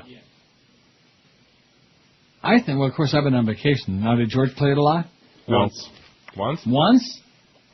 That's because we probably yelled at him for doing so. Are you out of your mind? You're already sick and tired. That's one of the classics of all time. Yeah! What? Tired you of don't it. agree? You don't agree? What you're trying to say, without coming out and saying it because you don't have the cojones to do it, is that I killed it. I played it too much. Is that what you're trying to say? You think? You know, some things are so good that you can't play them too much. It's like sex. You can't have too much, and it's the same thing with this. You can't play it too much. Sure you can. So, in other words, don't play it no more? Is that what you're telling me? Oh, please. Oh. I thought that would, like, stand the... In addition to which, not only is it a great bit, but the editing... The editing he did was so brilliant, you almost think that he knew what he was doing. You know what I'm saying? Almost. You would almost think he was coherent while it was happening. And the number 2 point, which is far more important than the thing about that stupid ball game on Thursday, because, you know, I got to be here at least for part of the time Thursday regardless. But tomorrow, if George is sick again, which he was predicting that he would be... You'll gladly come on. What was it you were saying? You'll gladly come on. Not. You're going to make yourself found? Not. You'll take one for the team. N-O-T-T-T, as in Nottingham Park. Okay, remember Nottingham Park? Remember Robin Hood and Friar Tuck? Well, tuck that idea right in the old I thought that was a forest. Yeah, Forrest Gump. I will not be doing the show tomorrow if George is sick. So, you know, you get together with Clarence, get the brain trust growing, baby. In fact, George's suggestion was the Beast, which I thought was one of the worst. Huh? No. No is right. You're not eating again, are you? I'm still eating. What are you talking about? I thought you said you had a sandwich. Yeah, that was half of it. Now I'm eating the other half. Oh, okay. No Beast. Can we agree on that? No Beast. I mean, you know, it's not personal. No, it's although not part of personal. it might be, but no way. I got a good idea for a guest replacement for George tomorrow. What do you say? Can they Crank him away up, from what he's baby. doing? Crank him up, wind him up, and let him loose. Maybe I got a he'll better loan me- idea. Maybe he'll loan me his bag for my next trip. What's the better idea? We'll just play his bits instead of him actually being here. No, that's a good idea. You could play all the Mo bits, all the ones we can still play. That'll probably be 4 hours. The really good ones we can't play. In fact, let me give you an example. If I can find one of my very favorites. I'll find it. Just relax. There's Jorge Phil. Oh, here it is. Welcome back to the glittering pageantry of the Mohammed and David Show. We have a full docket today, including a cavalcade of articulate athlete interviews. You know that pipe smoker's still at it. What? That's one we can't play. We can say pipe smoker and pink cigars. We can say that. But that particular one, it's called Guzzling Gaze is what it's called. You know the one? Uh-huh. Okay. On a 5-4 decision, the Supreme Court ruled that a group of taxpayers did not have standing to sue the U.S. government for its funding of faith-based initiatives with federal money. The decision, Hine versus Freedom from Religion Foundation, was written by Samuel Alito, the second Supreme Court justice appointed by Bush, according to the website scottusblog.com. And this is screwed up. This is from the Raw Story, which is usually pretty dependable. Scott U.S. Blog. The group People for the American Way slammed the decision as threatening the First Amendment. First those kids get slammed with a smoke a bong for Jesus or whatever the hell it said, and they can't have that banner. And now this. It's a bad day for the First Amendment. The Supreme Court just put a big dent in the wall of separation between church and state, and a big smile on Pat Robertson's puss, said Ralph Ness, the group's president in a statement. Today's ruling will make it more difficult for citizens whose tax dollars are being unlawfully spent to subsidize religion to bring a complaint in court. It's also consistent with a broader strategy by right-wing judges and activists to restrict standing for average Americans to challenge powerful government and business interests. But in Alito's decision, the justice was dismissive of the worries of the plaintiffs in the case. None of the parade of horribles respondents claim could occur has happened, the court's newest justice wrote. In the unlikely event that any do take place, Congress can quickly step in. In a second 5-4 ruling, the court ruled that schools... Oh, this is the one I just had about bong hits for Jesus. In a third 5-4 ruling, the court decided that a Wisconsin-based anti-abortion group should have been allowed to run so-called issue ads in the 2 months leading up to the 2004 election. The decision opens the way for interest groups, business, and unions to make greater efforts to sway federal elections. Justice Roberts wrote the opinion in that case. What a surprise.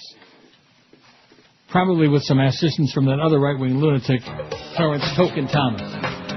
Bong hits for Jesus, my ass, he said. Bong hits for Token Thomas. Hey, there we go. Hey, y'all, my name is Clarence Eugene Thomas. Yeah, and you be the best. Thank God we got no hypocrites in politics or in radio. So when's that the wrestling match between Hank and Joe Bell take place? Can you imagine the crowd we can get at the Orange Bowl for that? Pay-per-view, baby. I'm thinking that would be better than that WWE crap, and maybe nobody would get killed. Although, if the humper fell, if he did that hold on Joe, that was funny. That would be the end of his ass. You wouldn't see him no more. Hank's got, what, about 400-pound advantage there? Or maybe they could do like in that scene from Requiem for a Dream, the Jennifer Connelly scene. Maybe Hank and Joe Bell could do a little ass-to-ass scene. Can you envision that now? No. I don't think the Orange Bowl could hold it.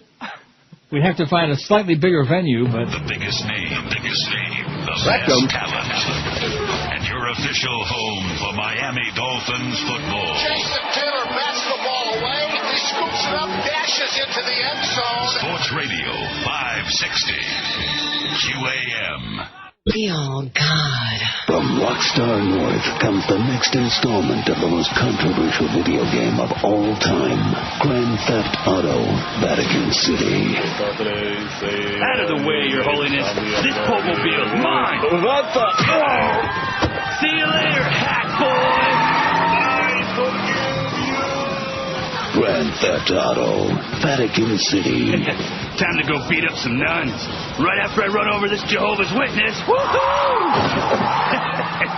He's knocking on heaven's door now. Rated S for sacrilegious. 1:30 at 560 WQM. I see the Panthers signed that Thomas Vokoun, the goalie. He's a good goalie. They need one desperately. They traded for him, yeah. Yeah, and...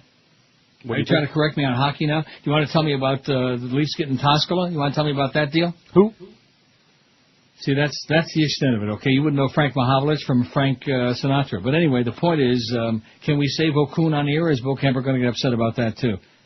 We're gonna have Al Sharpton at the door if we call him Thomas Vokoun. That's his name. The Vokounmeister. 78 votes on the second poll today. We got 1,000 on the first one, so we're going over 1,100 total. That's our way of cheating. Now, that's pretty good in the middle of the summertime and the dog days. Pro wrestler Chris Benoit, wife and 7-year-old son found dead. Nothing new, I noticed. Wrestling Entertainment aired a 3-hour tribute to Benoit last night. He's dead. After WWE founder Vince McMahon made this tragic announcement. Tragic is the word.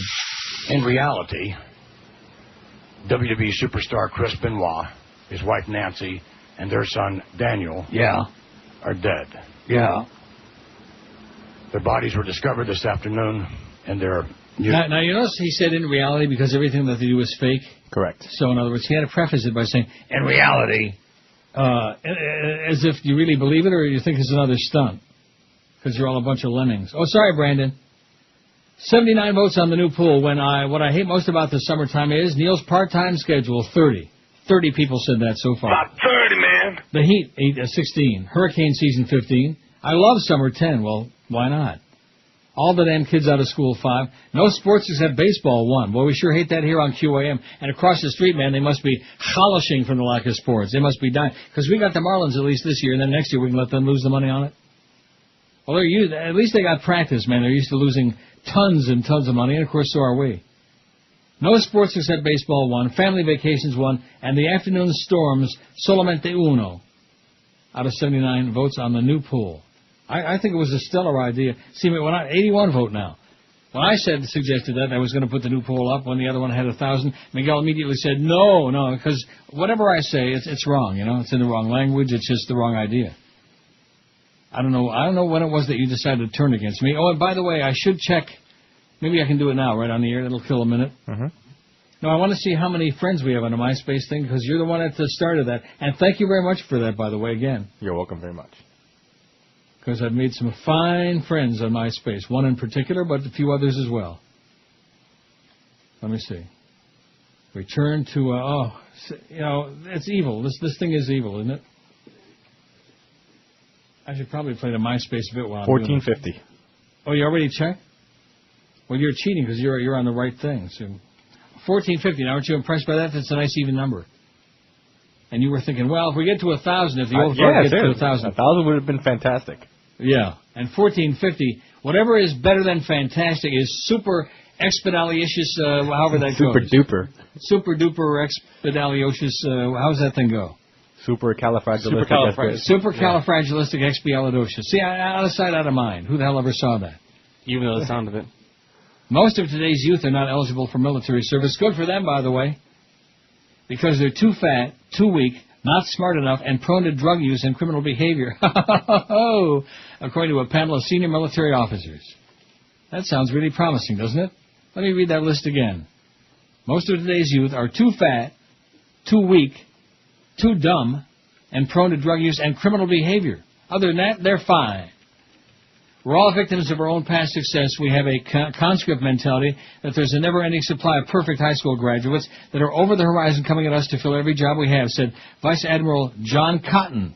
Well, I wonder if he's kin to Joseph Cotton, or my good buddy Cotton Batten, commander of the Navy Reserve. I'll tell you what, he said, we're about to be shocked because they're not there.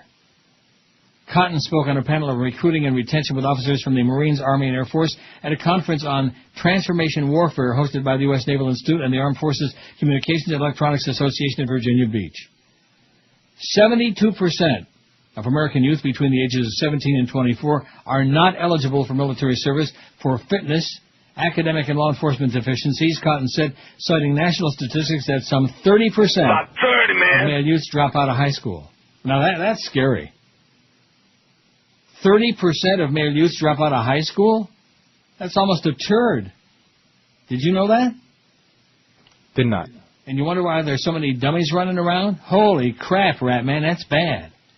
Stephen Duncan, a Naval Academy graduate, former Assistant Defense Secretary for Manpower and Reserve Affairs, moderated the panel discussion on recruiting and retention. You can talk about acquisition and technology and all that's important, but, as John Paul Jones said, men mean more than guns in the rating of a ship, Duncan said. A lot of other general officers have said the same thing. We win or lose based on our people. Based on our people. Just like us here at WQM, we win or lose based on our people. You know what I'm saying?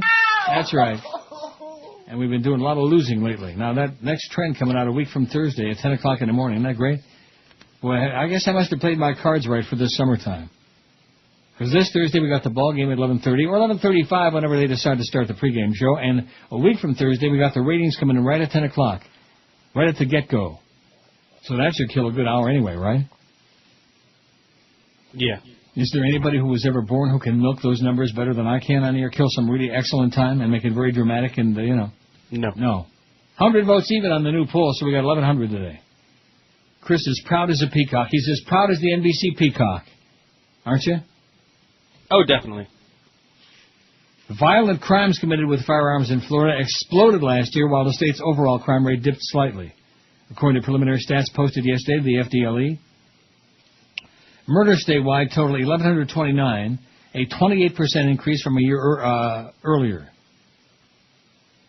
The number of slayings with a firearm soared 42%. 42%. Robberies climbed 13.4%, and those with a gun rose 20%. This comes a year after then-Governor Fat-Ass Jeb Bush attributed Florida's declining crime rate to gun ownership. Right, that makes sense to me. If more people have a lot more guns, there ain't going to be no crime. That's right. You tell him, Jeb, you fat-ass moron. You penac idiot. You lunatic. You evildoer.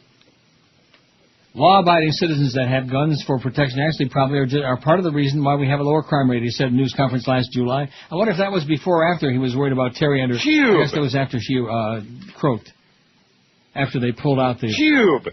Arthur C. Hayhoe, executive director of the Florida Coalition to Stop Gun Violence, blames the skyrocketing statistics on the accessibility of guns, both legally and illegally. Wow. And when we have shootings here in Canada, guess where most of the guns come from that are used in those shootings? Guess what country they come from, eh? U.S., eh?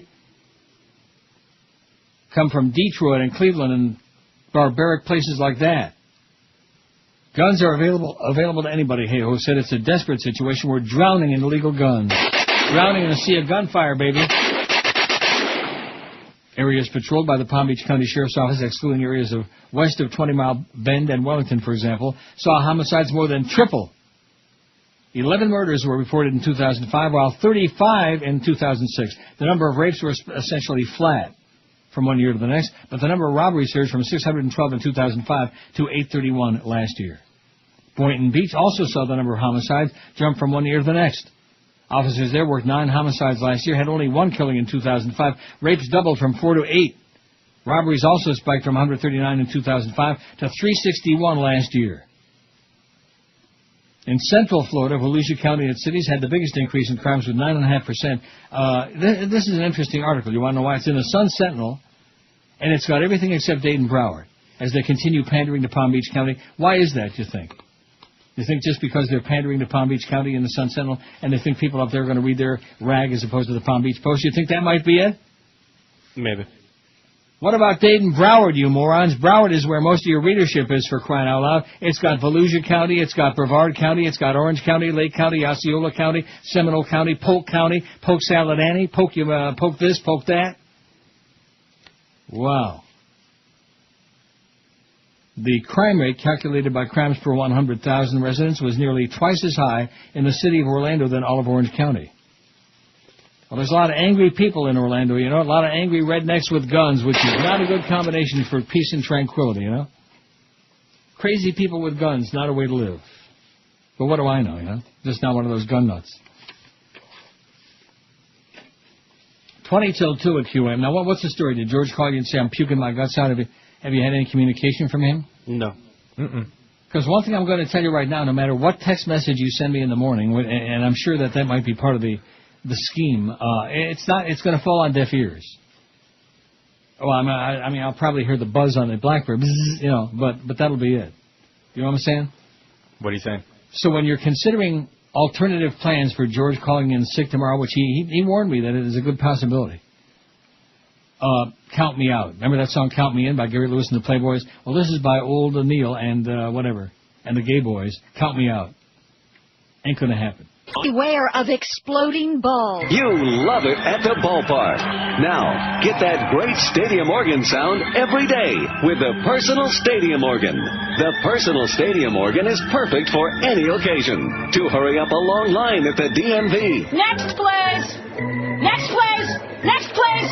Next, please! Next, please! Next, please! Next, please! When the boss is angry. Kowalski, get in here! And when you and the missus are in the mood. Are you ready, honey? It's the perfect way to root on your humdrum life. Get a Personal Stadium Organ today. Yeah, I guess if she's ready, then a good organ couldn't hurt. 146, 14 till 2 at QM. We got 121 votes on the new poll. Boy, you are smoking today, Chris. I don't know what you're smoking, but it must be pretty good. Yep. The CIA released hundreds of pages of internal reports today on agency misconduct that triggered a scandal in the mid-'70s over domestic spying. The documents detail assassination plots against foreign leaders such as Fidel Castro, Increíble. the testing of mind and behavior-altering drugs such as LSD on unwitting citizens, wiretapping of U.S. journalists, spying on civil rights and anti-Vietnam War protesters, opening mail between the U.S. and Soviet Union and China, break-ins at the homes of ex-CIA employees and others, all of these things. The 693 pages, mostly drawn from the memories of active CIA officers in 1973, were turned over at that time to 3 different investigative panels: President Ford's Rockefeller Commission, the Senate's Church Committee, and the House's Pike Committee. That's Pike with a P. The panel spent years investigating and amplifying. Well, I don't want Bocamper coming on next week and saying, you hear you called somebody a kike? You know, that'll be next. Won't it be? And, of course, Toast and Robert will say, oh, yeah, we heard it. We heard it. The panel spent years investigating and amplifying on these documents, and their public reports in the mid-'70s filled tens of thousands of pages. The scandal sullied the reputation of the intelligence community and led to new rules for the CIA, FBI, and other spy agencies, and new permanent committees in Congress to oversee their ass. These documents also were one of the products of the Watergate scandal. Then CIA Director James Schlesinger was angered to read in the newspapers that the agency had provided support to ex-CIA agents E. Howard Hunt and James McCord, who were convicted in the Watergate break-in. Hunt had worked for a secret plumbers unit in Richard Nixon's White House. The unit originally was tasked to investigate and end leaks of classified information, but ultimately engaged in a wide range of misconduct. All of these things. In May '73, Schlesinger ordered all senior operating officials of this agency to report to me immediately on any activities now going on or that have gone on in the past which might be construed as to be outside the legislative charter of this agency. The law establishing the CIA barred it from conducting spying inside the USA. The result was 693 pages of memos that arrived after Schlesinger had moved to the Pentagon and had been replaced by CIA Chief William Colby, who ultimately reported the contents to the Justice Department. These are the top CIA officers all going into the confessional and saying, "Forgive me, Father, for I have sinned," said Thomas Blanton, director of the Private National Security Archive, which had requested release of the documents under the Freedom of Information Act. Inside the CIA, Colby referred to the documents as the skeletons, but another name quickly caught on and stuck: the family jewels, baby. The family jewels. They first spilled into public view. Well, that's a bad choice of words. They first spilled into public view December 22nd, '74, with an article by Seymour Hersh in the New York Times on the CIA spying against anti-war and other dissidents inside this country. The agency assembled files on some 10,000 people. Isn't that great? They're probably watching your ass, Miguel. They know that, Cuba and Chicago put all these things together. Subversive, it sounds like to me. And that name Escobar, boy, if I don't smell a drug dealer there, I mean, who does? Am I right, Chris? Yes, definitely. I think that's why Rolly keeps coming in here. A government watchdog sided with the White House yesterday on the legality of a controversial recess appointment by President George W. Bush. The senators who sought the GAO's legal opinion renewed their sharp criticisms of the president for his elevation of St. Louis-based businessman Sam Fox to the ambassadorship of Belgium. The White House's abuse of the recess appointment made it clear they care more about paying off cronies than nominating ambassadors with good judgment, said Amy Brundage, a spokesperson from Senator John Kerry's office. Congress has had enough and is going to find every possible way to ensure that President Bush listens to Congress about the judgment, character, and honor of those who represent our country all over the world. Fat chance. Fox, who was sworn in earlier in June as ambassador of the small European country, made a large donation in 2004 to the group Swift Boat Veterans for Truth, the Smear and Schmear group. Senator Kerry was targeted by the group during his presidential campaign, and Fox failed to show much remorse for his contribution when the Massachusetts Democrat confronted him in a confirmation hearing earlier in the year. But a beat, and the beat goes on, man. All the crooks, all the time. That's the American effing way, baby. Just like our close personal friend Bandar Bush said, corruption? What's wrong with corruption? What's wrong with that? Corruption be us in Saudi Arabia, baby. That's them in the bushes. By the way, you're going to go see that movie Friday, the Michael Moore movie? I probably won't see it Friday. I'm talking to you, not me. What do you mean, not you? It's in English? Is that the problem? No, I'm not going to see that. Why not? There's no guns and drugs. Yeah, there's, whatever. No blood. No guts. Yeah. No sex. Yeah. Waste of time. They go to Cuba. Yeah. No, nothing about Cuba. It's all about Cuba. That's what I'm saying. They go to Cuba. Yeah. Hey, Miguel, I think you're slipping in your old age, man. You should be first in line. You should be standing on line from midnight. You ought to be first on line, whatever theater in Little Havana that's opening at. And it's all about Michael Moore trying to go to Cuba to help those poor bastards. What for? Okay, like I said, don't watch it. I'm going to go see it someday. I'll get a bootleg copy. By the way, speaking of bootlegs, if George comes back tomorrow, Chris, you might give him a kick in the ass, because I still don't have... Oh, there it is. Look at that. Michael Moore with Larry King tonight. And, of course, tomorrow, Paris Hilton. So I guess most of you will watch Paris Hilton. I'll watch Michael Moore with my good friend Larry. Uh-huh. Now, what was I starting to say before that? That was so damn important? You still don't have some bootleg. I still don't have Spider-Man 3. Congratulations. And what was the other one I was supposed to get? There's a couple of them, man, that he's getting really, really lame on. Really bad. I'm being told that it's in your FedEx. You're being told by whom? Boca. What do you mean you're being told by Chicken Neck? He's right near this. Is he on the little bar? Little chat room, yeah. Oh, he's in the little chat room, too? Well, send him a message back and tell him to record some good stuff for next week. I'm sure he'll hear that in about 30 seconds. In my FedEx my ass, which is probably where it wants me to stick it. Oh, I'm so pissed off. They don't want to pay me, and Joe Bell sucks, and Joy sucks, and the nine. Error number 9. Error number 1 was when I opened the FedEx package this week and found that disc in it. Oh, my God. 131 votes on the new poll. They are kicking serious ass for us today, and thank you so much. And I feel almost like I can speak now. Do I sound like me? Good. You know, you sound so good, I think you should come back tomorrow. 7 minutes before 2 at QM.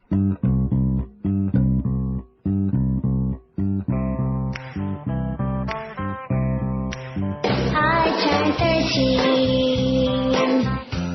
on my last birthday. Oh, my God. Daddy bought me a doll, and he told me to play. I wonder what Daddy'd say if he knew I got 69 emails today. 'Cause my name, my age, my face is posted on MySpace. I got out of prison, in 1982. Well, I was caught at the playground with a kid or two.